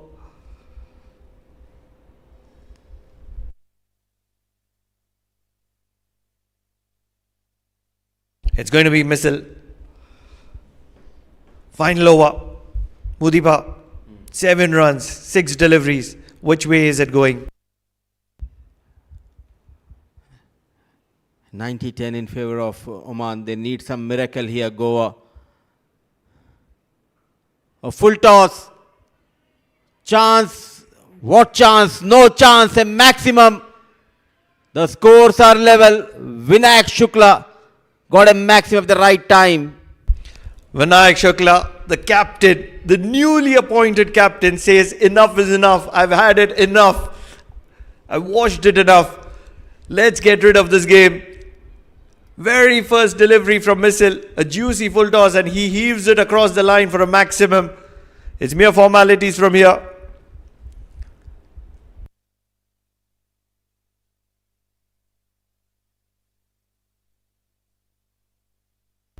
Another full toss, and they're going to go for the quick single. Direct hit would have been interesting. Doesn't matter. Oman have sealed the deal. They won by 6 wickets. And it has been a convincing affair from Oman, especially against a very, very experienced Goan side.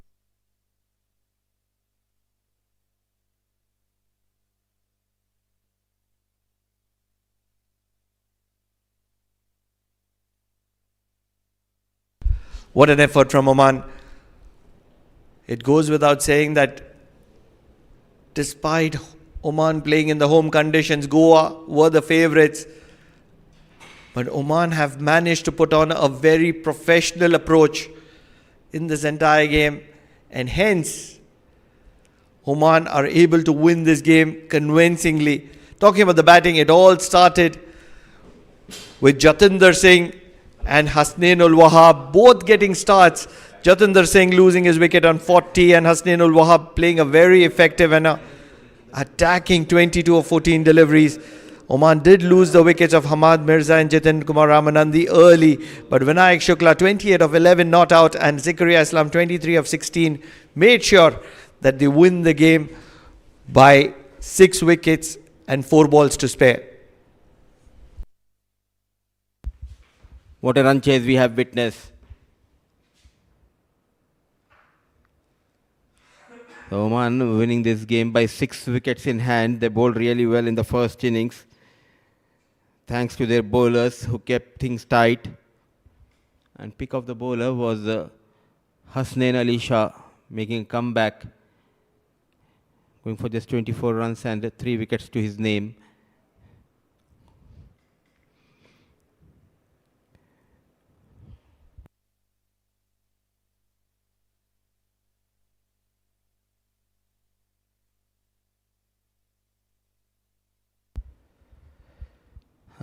Defending a modest total, Goa tried their best, but their fast bowler, the likes of Parab, just not able to come to the party tonight. Vasuki bowled really well, couple of wickets to him.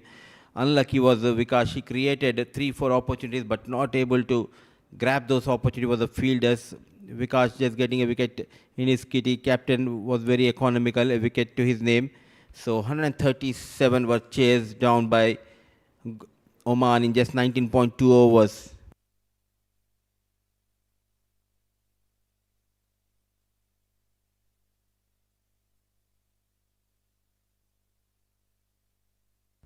Let's see the highlights of this run chase.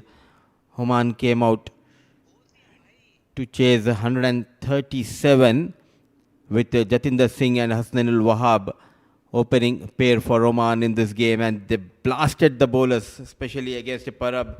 Hasnain ul Wahab came really hard, getting a boundary, and what a lovely shot. Flick of the wrist, it goes straight down the ground. He looked in control. The approach was very clear to go after the bowlers, take full advantage of the first 6 overs. In the process, he got a maximum. And even the likes of Vasuki, he was punished by Hasnain ul Wahab. Then there was a chance of a run out, just not able to hit the bullseye there, Vasuki.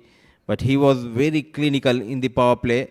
Apart from that 1 or 2 boundaries, he bowled really well, and he was the bowler who got better of Hasnain ul Wahab. The first wicket went down.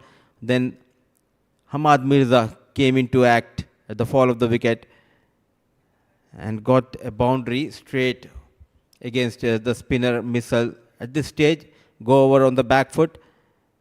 Mirza and Jatinder Singh, they batted beautifully. They stitched a partnership for the second wicket. Jatinder was calm and composed. He was very clinical in this run chase. Hamad Mirza tried to go after the bowler, but wonderfully taken by the captain. Backpedaling, then a maximum. The trademark reverse shot from the blade of Jatinder Singh. Jitin Kumar Ramanandi was promoted up the order, but not helping the cause of the team. He was held in the deep. Then came another wicket. This was the phase when Oman was in a bit of bother, but Vinayak Shukla and Zikaria Islam made sure no more casualties for Oman. They batted beautifully. They chased down that 137 in just 19.2 overs. Zikaria Islam, he struggled initially. He was put on 2, but he never looked back after that. Back-to-back boundaries in that over of Parab, shifting the pendulum in favor of Oman. This was a wonderfully timed shot from Zikaria Islam. Vinayak Shukla was put down couple of times in that over of Vaishak. The fielders just not able to hold on to it, and this was the shot.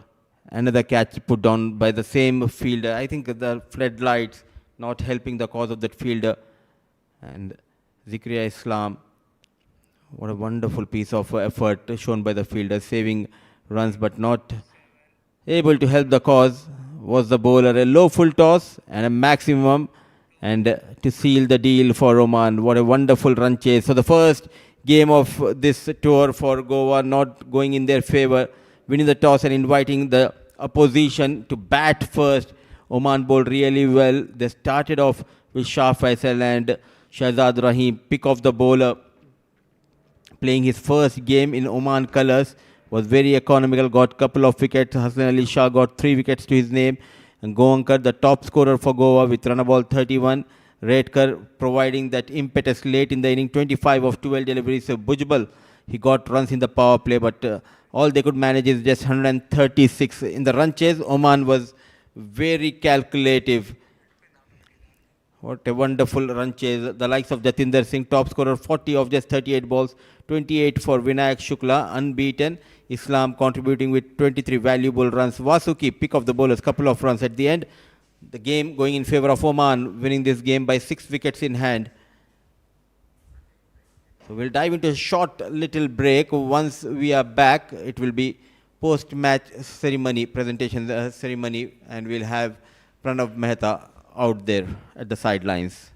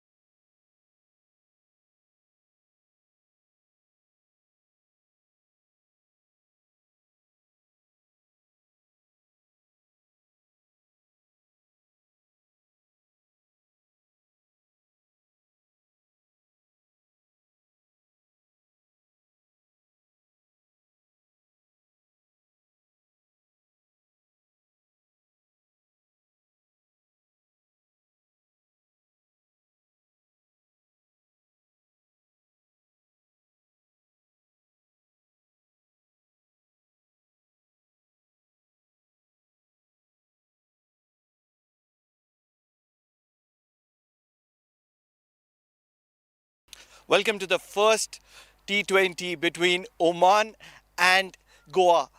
The final presentation is due because one bowler who completely stood out in a performance which was dominated by the batters. It is Hasnain Ali Shah, who is the player of the match for the evening. He's going to be collecting his memento from Empire Sajir.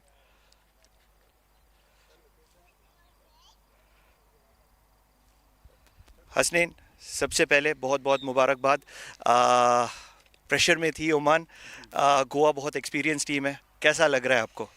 बिल्कुल अच्छा लग रहा है क्योंकि आपको पता है कि 2 दफ़ा मुझे इंजरी हो चुकी थी और उसके बाद जो हमारे साथ जो हमारे फिजियो और हमारे शिवा भाई ने जो हमारे एसएनसी उन्होंने हमारे साथ जो काम किए तो इससे उसका बहुत शुक्र अदा करते हैं.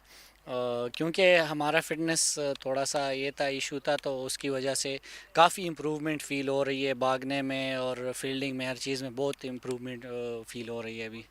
I'm also going to be his translator. He's appreciating the support staff for all the support that he's been provided in the off season, which has done wonders in the center. Hasnain, पहले yorker और bouncer, अभी good length. क्या change किया है आपने? Changes तो बहुत किए क्योंकि प्रैक्टिस कर रहा हूँ उस पर. पहले तो यॉर्कर भी करते थे, बाउंसर भी करते, लेकिन अभी आपको पता है कि अभी हमारा वनडे का वो आ रहा है, मैचेस आ रहे, सीरीज़ आ रहे, तो उस वजह से वनडे के हिसाब से हम थोड़ा सा गुड लेंथ पे काम कर रहे हैं क्योंकि आपको पता है कि वहाँ गुड लेंथ में बॉलिंग करनी चाहिए. वनडे अलग क्रिकेट है, T20 अलग क्रिकेट है, तो इस वजह से गुड लेंथ पे मैंने आज बॉलिंग की है तो उसका फ़ायदा हुआ है. He's focusing on the bigger future, working hard on bowling the good lengths. आखिरी क्वेश्चन, किसको डेडिकेट करना चाहेंगे? ये मैं अपनी बेटी को डेडिकेट करना चाहता हूँ. The dedication is for his younger daughter. Congratulations, बहुत बहुत मुबारकबाद. बहुत सारी उम्मीद करते हैं कि बहुत सारे मैन ऑफ द मैच आगे भी आए. Thank you so much. Thank you. That's it from the final presentation of the game. Hasnain Ali Shah with the ball was aesthetic, goes without saying, but a lot of small contributions did play the part as well. Oman have certainly defeated Goa with a very convincing margin, and that's where the second T20, which is tomorrow, is going to be an interesting one. Do watch out for. Thank you very much.